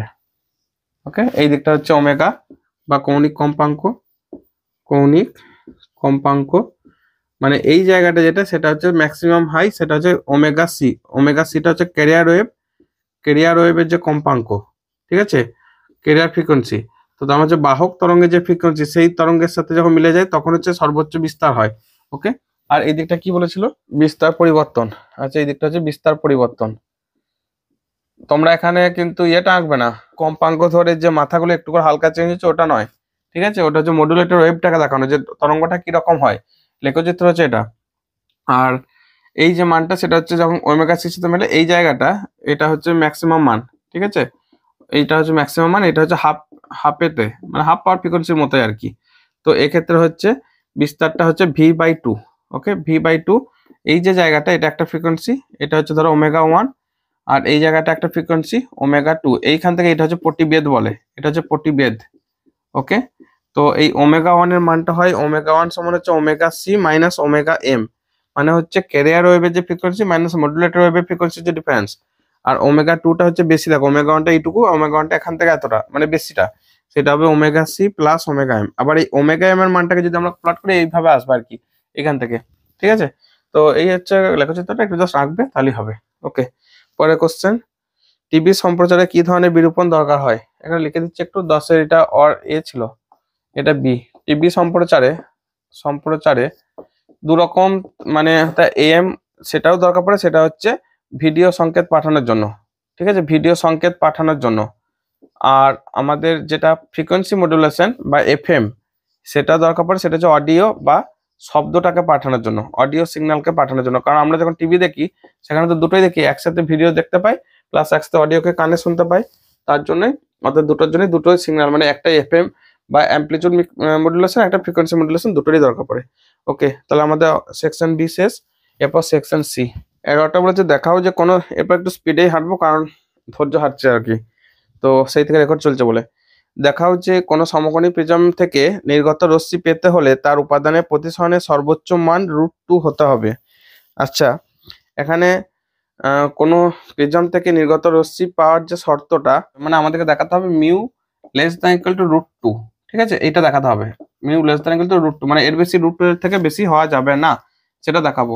তো এখন একটা শর্ত আছে, নির্গম রশ্মি পাওয়ার শর্ত হলো প্রিজম থেকে প্রিজমের প্রতিসারক কোণকে তার সংকট কোণ অপেক্ষা θc, অর্থাৎ সংকট কোণ বা ক্রিটিক্যাল অ্যাঙ্গেল θc তার দ্বিগুণ বা তার থেকে কম হতে হবে। ঠিক আছে, দ্বিগুণের কম হতে হবে, মানে দ্বিগুণের সমান অথবা দ্বিগুণের কম হতে হবে। তার মানে কি হচ্ছে যে এ, অর্থাৎ A less than equal to 2θc, এখন এটাই বলে দিয়েছে 90 ডিগ্রি, তাহলে 90 degree less than equal to 2θc, তাহলে 45 degree less than equal to θc, মানে θc greater than equal to 45 degree, তাহলে উভয় দিকে সাইন নিয়ে নাও, তাহলে sine θc greater than equal to sine 45 degree. ঠিক আছে, কেন গ্রেটার দ্যান রইলো? কারণ থিটা বাড়লে সাইন বাড়ে, তাই এখানে সাইন নেওয়ার পরেও theta greater than equal two থাকবে, তাহলে সাইন θc। আর সংকট কোণের ক্ষেত্রে যে ফর্মুলাটা হয়, সংকট কোণ আর মিউ এর সাথে সম্পর্ক, সংকট কোণ আর মিউ এর সাথে সম্পর্ক দেখো, সেক্ষেত্রে হচ্ছে সাইন θc ইকুয়াল টু 1/μ। ওকে, তাহলে এখান থেকে 1/μ greater than equal to sine 45 মানে 1/√2, তাহলে এখান থেকে mu less than equal to √2, just 1 আছে বলে লেস দ্যানটা উল্টে গেল। ঠিক আছে, মিউ এর মান √2 থেকে সমান অথবা ওর থেকে কম হতে হবে, কিন্তু ম্যাক্সিমাম মান হচ্ছে √2, তার বেশি মান হয় চলবে না। নেক্সট পরের কোশ্চেনটা দেখো, পরের কোশ্চেনটা বলেছে একটি বাতি এবং পর্দা পরস্পর থেকে 90 সেন্টিমিটার দূরে আছে, 20 সেন্টিমিটার ফোকাস দৈর্ঘ্যের একটি উত্তল লেন্সকে বাতি ও পর্দার মধ্যে কোথায় রাখলে পর্দায় বাতিটির একটি সদ্বিম্ব গঠিত হবে? দেখো, বাতি আর পর্দা, ঠিক আছে, বাতি আর পর্দার মধ্যে যে দূরত্ব, এটা হচ্ছে ধরো মোমবাতি। ওকে, এই দূরত্বটাকে ডি যদি ধরা হয়, আর এই লেন্স, এখানে একটা লেন্স আছে আর কি, সেই লেন্সের ফোকাস দৈর্ঘ্য যদি এফ ধরা হয়, তাহলে একটা ফর্মুলা হয় তোমরা জানো যে সদ্বিম্ব গঠন করার জন্য, অর্থাৎ লেন্সের সদ্বিম্ব গঠন করার জন্য, লেন্সের সদ্বিম্ব গঠন করার জন্য দুটো অবস্থানের জন্য লেন্সের সদ্বিম্ব গঠন হয়, অর্থাৎ এই বাতি এর মধ্যে আর এখানে পর্দার মধ্যে লেন্সটাকে এখানে রেখে দুটো অবস্থানই সদ্বিম্ব গঠন করা যায়। তো সেক্ষেত্রে যে বস্তু দূরত্ব সেটা হয় ইউ সমান -d plus minus √d² -4fd/2। ঠিক আছে, ডিটা হচ্ছে বাতি মানে উৎস ও পর্দার দূরত্ব, যে মানটা এখানে দিয়ে দিচ্ছে 90 সেন্টিমিটার, আর এফটা হচ্ছে লেন্সের ফোকাস দৈর্ঘ্য, ওকে, তো সেই মানটা দিয়ে দিচ্ছে এখানে 20 সেন্টিমিটার। ওকে, 20 সেমি। ওকে, তাহলে এই মানটা আছে দেখো -90 প্লাস মাইনাস √90² -4, এফটা দিচ্ছে 20, এটা 90/2, তাহলে এটা হবে -90 প্লাস মাইনাস 8100 মাইনাস 4 × 8 = 7200। ঠিক আছে, /2, তাহলে এই মানটা আসছে দেখো -90 প্লাস মাইনাস √900/2, তাহলে আসছে -90 প্লাস মাইনাস আচ্ছা √900 মানে হচ্ছে 30/2, তার মানে এখানে দুটো মান পাচ্ছি, -90 -30/2 একটা, আর একটা পাচ্ছি দেখো -90 + 30/2, মানে প্লাস মাইনাস নিলে, তো এটা হবে -120/2, তাহলে -60 সেন্টিমিটার। আর এটা হবে -90 + 30, তাহলে কত হয় -60 নাকি, -60/2, তাহলে -30 সেমি। তাহলে দুটো অবস্থা লেন্সের, একটা হচ্ছে 30 সেন্টিমিটার, একটা হচ্ছে 60 সেন্টিমিটার, 60 সেমি, আর একটা হচ্ছে 30 সেমি দূরে রাখলে সেক্ষেত্রে দুটো সদ্বিম্ব পাবো। এখানে মাইনাস আসার কারণটা হচ্ছে লেন্সের বাঁ দিকে, অর্থাৎ লেন্সের সাপেক্ষে বাঁ দিকে দূরত্বগুলো নেগেটিভ না হয়, তো বাঁ দিকে বস্তুটা আছে এটা নেগেটিভ সাইন, মানে হচ্ছে নেগেটিভ সাইন বস্তু লেন্সের বাঁ দিকে আছে, বস্তু লেন্সের বাঁ দিকে আছে, বাম দিকে আছে। ওকে, নেক্সট পরে কোশ্চেন, তাড়াতাড়ি শেষ করতে হবে এরপর। আচ্ছা, এক ব্যক্তি +3D ডায়োপ্টার, মানে +3 ডায়োপ্টার ক্ষমতা বিশিষ্ট একটি চশমা পরে চোখ থেকে 25 সেন্টিমিটার দূরে রাখা সংবাদপত্রের ছাপা অক্ষরগুলো পরিষ্কার দেখতে পায়। আচ্ছা বলো তো, চশমা পরে যখন দেখছে সে কি দেখবে, বস্তুটাকে দেখবে না প্রতিবিম্ব দেখবে? অবশ্যই প্রতিবিম্ব দেখবে, ঠিক আছে। তাহলে এখানে প্রতিবিম্ব দূরত্ব দিয়ে দিয়েছে, আর ফোকাস দৈর্ঘ্য দিয়ে দিয়েছে, দেখো পাওয়ার দিয়ে দিয়েছে, ক্ষমতা দিয়ে দিয়েছে, মানে এখানে প্রতিবিম্ব দূরত্ব দিয়ে দিয়েছে, এই সরি ফোকাস দূরত্ব দিয়ে দিয়েছে। আর বস্তু দূরত্বটা বার করতে হবে। খালি চোখে যখন দেখবে তখন তো আমরা ডাইরেক্ট বস্তুটাকে দেখবে, ওকে। তার মানে তখন চশমাটা কোনো কাজ করছে না, তখন ডাইরেক্ট বস্তুকে দেখবে। তাহলে চশমা পরে, এটা 11 দাগের সি, চশমা পরে, চশমা পরা অবস্থায় ভিটা হচ্ছে প্রতিবিম্ব দূরত্ব, প্রতিবিম্ব দূরত্ব সেটা বলে দেখো 25 সেন্টিমিটার দূরে, ক্ষমতা পি 3 ডায়োপ্টার, তার মানে 1/f সমান +3, তাহলে f সমান 1/3 ডায়োপ্টার, মানে 100/3 সেন্টিমিটার, ওই 1 মিটার মানে উপরে একটা হচ্ছে 100 সেন্টিমিটার, ওকে। তাহলে 1/v - 1/u, চশমা ছাড়া অবস্থায়, মানে সে ডাইরেক্ট বস্তুটাকে দেখবে, তখন বস্তু দূরত্ব হবে ইউটা, মনে থাকবে এটা, বস্তু দূরত্ব হচ্ছে ইউ। আর চশমা যখন পড়ছে সে কিন্তু বস্তুটাকে কখনোই দেখতে পারে না, আমরা যখন লেন্সের মধ্যে দিয়ে দেখি কখনোই বস্তুটাকে দেখতে পাই না, সবসময় বস্তুর প্রতিবিম্বটা দেখতে পাই, এটা খেয়াল থাকে যেন। তাহলে দেখো এখান থেকে 1/vটা হচ্ছে 25 সেমি, ঠিক আছে, আমাদের চোখের সামনে, আর ইউটা বার করবো, এফটা হচ্ছে 100/3, তাহলে এখান থেকে দেখো 1/25, আচ্ছা ইউটা বার করবো, এখান থেকে -1/u সমান 3/100 -1/25, ঠিক আছে, 3/100 -4/100 সমান -1/100, তাহলে এখান থেকে -1/u মানে মাইনাস, তাহলে -1/u সমান হচ্ছে -1/100, তাহলে ইউ সমান 100 সেন্টিমিটার, ঠিক আছে, অর্থাৎ 100 সেমি দূরে, মানে খালি চোখে যদি দেখে 100 সেমি দূরে দেখবে। নেক্সট পরের কোশ্চেন, ইয়ং এর দ্বিরেখাছিদ্র পরীক্ষায় রেখাছিদ্রের বেধের অনুপাত 1:9 হলে ব্যতিচাসজ্জায় সর্বোচ্চ সর্বনিম্ন তীব্রতার অনুপাত কত? 11 অথবা বলেছে যে ইয়ং এর দ্বিরেখাছিদ্র পরীক্ষায় রেখাছিদ্রের বেধের অনুপাত, আচ্ছা বেধের অনুপাত মানে a1/a2, এটা দিচ্ছে 1/9, আর বেধের অনুপাত মানে মনে রাখবে ব্যতিচাসজ্জায় সর্বোচ্চ সর্বনিম্ন তীব্রতা অনুপাত। আচ্ছা মনে রাখবে যে এখান থেকেই এই বেধের যেটা অনুপাত সেটা বিস্তার অনুপাত, বেধের অনুপাত মানে যে ছিদ্রগুলো ইকুয়াল টু প্রপোর্শনাল টু বিস্তারের অনুপাত, ঠিক আছে, বিস্তারের অনুপাত, এটা এক লাইনে লিখলে ভালো হতো, লেখাটা খারাপ হলো। অতএব তীব্রতার অনুপাত, আর তীব্রতা যেহেতু বিস্তারের অনুপাতের স্কয়ারের সাথে সমানুপাতিক, তাহলে এটা হচ্ছে আমাদের বেধের অনুপাতের স্কয়ারের সাথে সমানুপাতিক, ঠিক আছে, বেধের অনুপাতের স্কয়ারের সাথে প্লাস প্রপোর্শনাল টু স্কয়ার, বুঝে নেবে, আর অত লিখছি না। I1/I2 সমান 1/3, তাহলে I maximum by I minimum, এটা হবে A1/A2, ঠিক আছে। তাহলে এখানে যোগ করলে দেখো এটাকে কে ধরে নাও, k/3k, ওকে, তাহলে k + 3k by k - 3k তার হোল স্কয়ার, মানে 4k/2k, এটা মাইনাস তার হোল স্কয়ার, মানে 4/2 তার হোল স্কয়ার, মানে 2/1 তার হোল স্কয়ার ইকুয়াল টু 4/1, মানে 4:1, একটু অ্যান্সারটা মিলিয়ে নেবে। তাহলে I maximum is to I minimum সমান 4:1, ঠিক আছে, ওকে। আর কটা আছে শেষ করতে হবে তাড়াতাড়ি। নেক্সট কি বলেছে, ইয়ং এর দ্বিরেখাছিদ্র পরীক্ষায় আচ্ছা ইয়ং এর দ্বিরেখাছিদ্র পরীক্ষার সময় ব্যবস্থাটিকে জলে ডোবালে ছালের পটির বেধ কিরূপ পরিবর্তন হয়? ওকে, তো আমরা কি জানি বিটা সমান λd/d, ঠিক আছে, আর শূন্য মাধ্যমে মানে বায়ুতে বা শূন্য মাধ্যমে তার যে তরঙ্গ দৈর্ঘ্য λ0, তখন হচ্ছে ধরো বিটা 0, ঠিক আছে, আর জলে সেক্ষেত্রে আমি বলছি ল্যামডা, তখন তার যে ইয়েটা হচ্ছে বিটা, মানে ছালের যে প্রস্থটা হচ্ছে বিটা। এখন ব্যাপারটা হচ্ছে যে জলের প্রতিসরাঙ্ক ধরো মিউ, তাহলে মিউ সমান আমরা কি জানি c/v, মানে নিউ 0 λ0, নিউটা একই থাকে বাই নিউ ল্যামডা, তার মানে λ0/λ, তাহলে এখান থেকে বলতে পারি ল্যামডা সমান ল্যামডা 0 বাই মিউ। এখন দেখো মিউ যেহেতু গ্রেটার দেন 1, তাহলে অবশ্যই ল্যামডা লেস দেন ল্যামডা 0 হয়ে যাচ্ছে। ভালো করে বুঝো, এটা একের থেকে বেশি হওয়া মানে টোটাল মানটা একের থেকে কমে যাও, মানে ল্যামডাটা কমে যাও।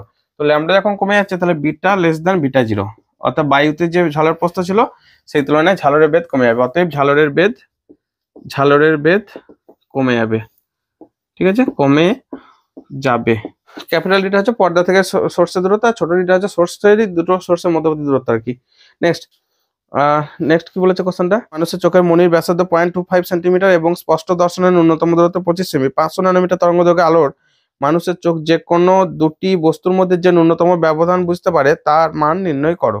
কৌণিক যে ব্যবধান মানে বিশ্লেষণী ক্ষমতা থেকে পাচ্ছে আর কি, কৌণিক ব্যবধান যেটা, তার রাশিমালাটা কত হয় দেখো, এর যে ব্যবধানটা হয় 1.22 ল্যামডা বাই ডি। তথ্য দিয়েছে মনির ব্যাসার্ধ 0.25 সেন্টিমিটার, আর সমান 0.25 সেন্টিমিটার, তাহলে ডিটা হবে ব্যাস মানে 2r মানে 0.5 সেন্টিমিটার, মানে হচ্ছে 0.005 মিটার। ঠিক আছে, মনির ব্যাস। আচ্ছা, আর কি দিয়েছে, স্পষ্ট দর্শনের ন্যূনতম দূরত্ব 25 সেমি, তাহলে ডি সমান 25 সেমি।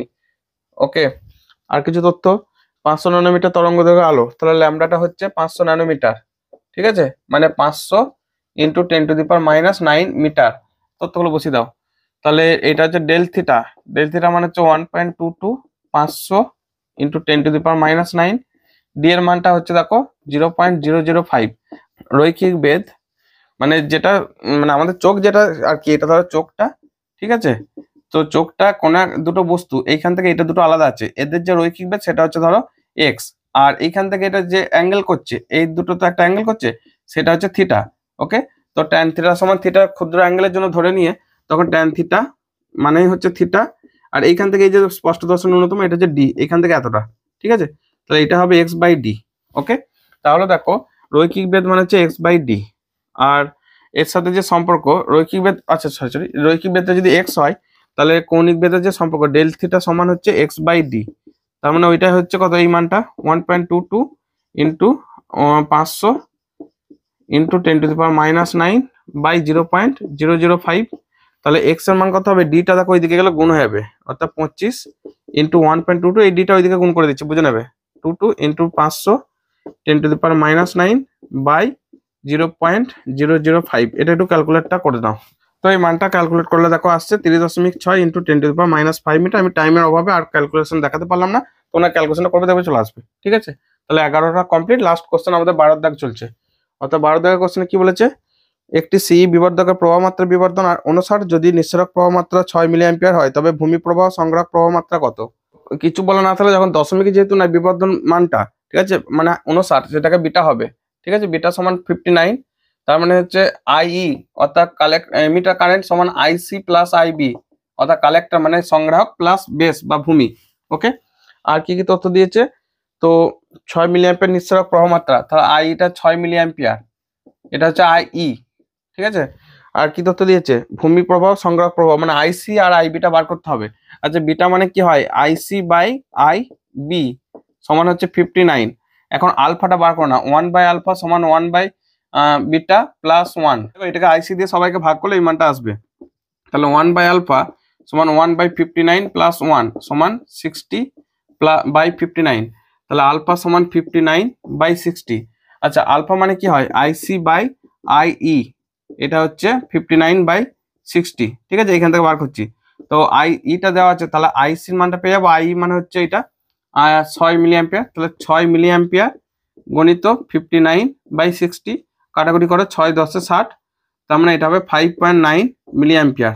ঠিক আছে, তাহলে কালেক্টর কারেন্ট বা সংগ্রাহক প্রবাহ সেটা হচ্ছে 5.9 মিলি অ্যাম্পিয়ার, আর আইই সমান হচ্ছে দেখো আইসি প্লাস আইবি, তাহলে এখান থেকে অর্থাৎ কি পেলাম, আইসি সমান হচ্ছে 5.9 মিলি অ্যাম্পিয়ার, আর আইইটা হচ্ছে 6 মিলি অ্যাম্পিয়ার, দুটো তথ্য পেয়ে গেছি। তাহলে আইবিটা হচ্ছে দেখো আইই থেকে মানে এমিটার বা নিঃসারক কারেন্ট থেকে বাদ দাও কালেক্টর কারেন্টকে, আইই মানে হচ্ছে 6 মাইনাস 5.9 সমান হচ্ছে 0.1 মিলি অ্যাম্পিয়ার, মিলি মানে হচ্ছে 0.1 10⁻⁻3, আর একে মাইক্রো করো 10⁻6 দিয়ে গুণ করো, তাহলে এটা হবে 100 মাইক্রো অ্যাম্পিয়ার। ঠিক আছে, 4 হ্যাঁ 100 মাইক্রো অ্যাম্পিয়ার। ওকে, 12 বি বলেছে ভোল্টেজ নিয়ন্ত্রক হিসাবে কিভাবে জেনারেটর ডায়োড ব্যবহার করা হয় তা বর্তনী চিত্র সহ ব্যাখ্যা করো। ব্যাখ্যাটা তোমরা একটু নিজেরা লিখবে, ঠিক আছে, ভাষাটা একটু ভালো করে বই থেকে লিখবে, অলরেডি সবারই পড়া আছে এই জায়গাটা। তো আমি শুধু সার্কিটে একে একটু বলে দিচ্ছি, যেগুলো বলছি সেগুলো লিখবে, ঠিক আছে। 12 বি, এই দুটো পয়েন্টের মধ্যে ধরো এটা আর এটার মধ্যে অস্থির একটা ভোল্টেজ, যেটা সুস্থির নয় আর কি, ঠিক আছে, অস্থির ভোল্টেজ একটা অ্যাপ্লাই করা হয়। ওকে, আর এখানে একটা স্টেবিলাইজ করার জন্য একটা মানে রেজিস্ট্যান্স দেওয়া হয় আরএস, যার জন্য এখানে কারেন্টটা ধরো আইএস, ঠিক আছে। কারণটা হচ্ছে না হলে জেনারেটরটা পুড়িয়ে দিতেও পারে, তো এখান থেকে জেনারেটরটা বিপরীত বায়াসে রাখা হয়, অর্থাৎ এটা হচ্ছে বিপরীত বায়াস। ওকে, এটা জেনারেটরের বিপরীত বায়াস, ঠিক আছে। তো এখান থেকে যে আরেকটা রেজিস্ট্যান্সকে লোড রেজিস্ট্যান্স বলা হয়, লোড রেজিস্ট্যান্স মানে আরএল, এটা কানেক্ট করা হয়, এদের এক করেছে, অর্থাৎ ভি আউটপুট যেটা, এটা হচ্ছে সুস্থির ভোল্টেজ, ঠিক আছে। এটা হচ্ছে ভি আউটপুট, এটা হচ্ছে আউটপুট ভোল্টেজ বা সুস্থির ভোল্টেজ, এখান থেকে ভোল্টেজটা মাপা হয়। ওকে, আর এই যে জিনিসটা এটা কিভাবে কাজ করে ব্যাখ্যাটা একটু বই জাস্ট লিখবে, ঠিক আছে। আর এই যে গ্রাফটা হয় সেটা হচ্ছে বিপরীত বায়াসে কাজ করে, এই জায়গাটা যখন চলে আসে জেনারেল ভোল্টেজ, ঠিক আছে, ভিজেড, সেখানে কি হয়, একটু ভোল্টেজ চেঞ্জ হলে, এখান থেকে এইটুকু চেঞ্জ হলেই কারেন্টটা প্রচুর পরিমাণে পরিবর্তন হয়। অর্থাৎ আমরা যদি লোড রেজিস্ট্যান্সে এক করেছে কারেন্টটার সাপেক্ষে ভোল্টেজটা গ্রাফ প্লট করি, সেটা প্রায় পুরোপুরি আদর্শগতভাবে হলে খুবই স্মুথ হয়, নাহলে হালকা নেমে যায়, ঠিক আছে। অর্থাৎ এই যে কারেন্টটা বাড়ছে তার জন্য ভোল্টেজটা খুব হালকা কমছে, প্রায় চেঞ্জটা আনচেঞ্জ থাকছে আর কি। এইভাবে ভোল্টেজ রেগুলেটর হিসেবে ব্যবহার করে 3টে সার্কিটকে আঁকবে, 2-4টে কথা লিখবে, তাহলে খতম। চেষ্টা করবে ছবি বেশি দেওয়ার, মুখে কথা মানে খাতায় লিখবে কম, ছবি দেবে বেশি। নেক্সট পরের কোশ্চেন কি বলেছে, পদার্থ বুলিয়ান সম্পর্কটি প্রমাণ করো। আচ্ছা, 12 অর এ, এখানে কোশ্চেন বলছে এই বুলিয়ান অ্যালজেব্রাটা প্রমাণ করতে হবে। এক কাজ করো, এ বিটাকে আমরা এক্স ধরে নিচ্ছি, তাহলে এক্স প্লাস এক্স বার সমান তো আমরা জানি 1, তাহলে এটাকে লিখতে পারি যে এইটাকে দেখো এ বার প্লাস এইটাকে লিখতে এক্স প্লাস এক্স বার, তো এই দুটো মিলে তো 1 হয়, তাহলে বার অফ এ বার প্লাস 1। আর আমরা এটাও জানি যে 1 প্লাস এ বা এ বার যেটা লিখি না কেন সেটা মান 1 হয় সবসময়, তাহলে এখান থেকে দেখো 1, এই পুরো মানটা 1, তার বার 1 এর পরিপূরক কত হয় 0, ঠিক আছে, 1 এর পরিপূরক হচ্ছে 0। ওকে, এটা প্রমাণ, ছোট করে প্রমাণটা। ওকে, নেক্সট কোশ্চেন, যোগফল নির্ণয় করো। খেয়াল করো এই যে যোগটা দিয়েছে এটা বাইনারি ডেসিমেল, এটা ডেসিমেল, যে 10 আছে না, 10 মানে ডেসিমেল, তো তাহলে এটাকে এক কাজ করো 110 দশমিক, আমি এক কাজ করে নিচে করে নিচ্ছি এটাকে 110.001, এই বাইনারিটাকে ডেসিমেলে কনভার্ট করো।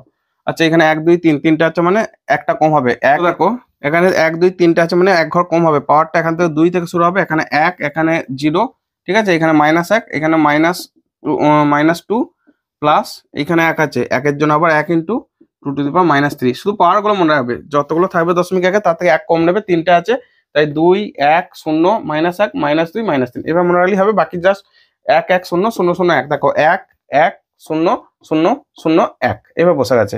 তো এই মানটাকে ক্যালকুলেট করো, 2 দুগুণে 4 plus 2 plus 0 plus 0 plus 0 plus এই মানে 0.125, ঠিক আছে, এটা ক্যালকুলেট করলে হয় 6.125। তাহলে এই মানটা বসিয়ে দাও, 6.125 প্লাস 11.375। হা হা হা, এর থেকে সহজ কোশ্চেন আর কি দিতে পারে। ক্লাস 1-এ মনে হয় যোগ তো 1-এরও আগে শেখানো হয়, যখন তোমরা 3-4 বছর বয়স হয়ে যায় তোমাদের, তখনই যোগ শেখানো হয়। তাহলে এটাকে একটু যোগ করে না, এইভাবেই দেখাবে, মানে দিয়েছে যখন কষ্ট করে দেখাবে। 125 আর 11.375, 5 5 10, 7 দিয়ে 9 একে 10, 3 একে 4 একে 5, 16 একে 17, তাহলে এই মানটা হবে 17.5 হোল 10, ঠিক আছে। অ্যান্সারটা হচ্ছে 17.5।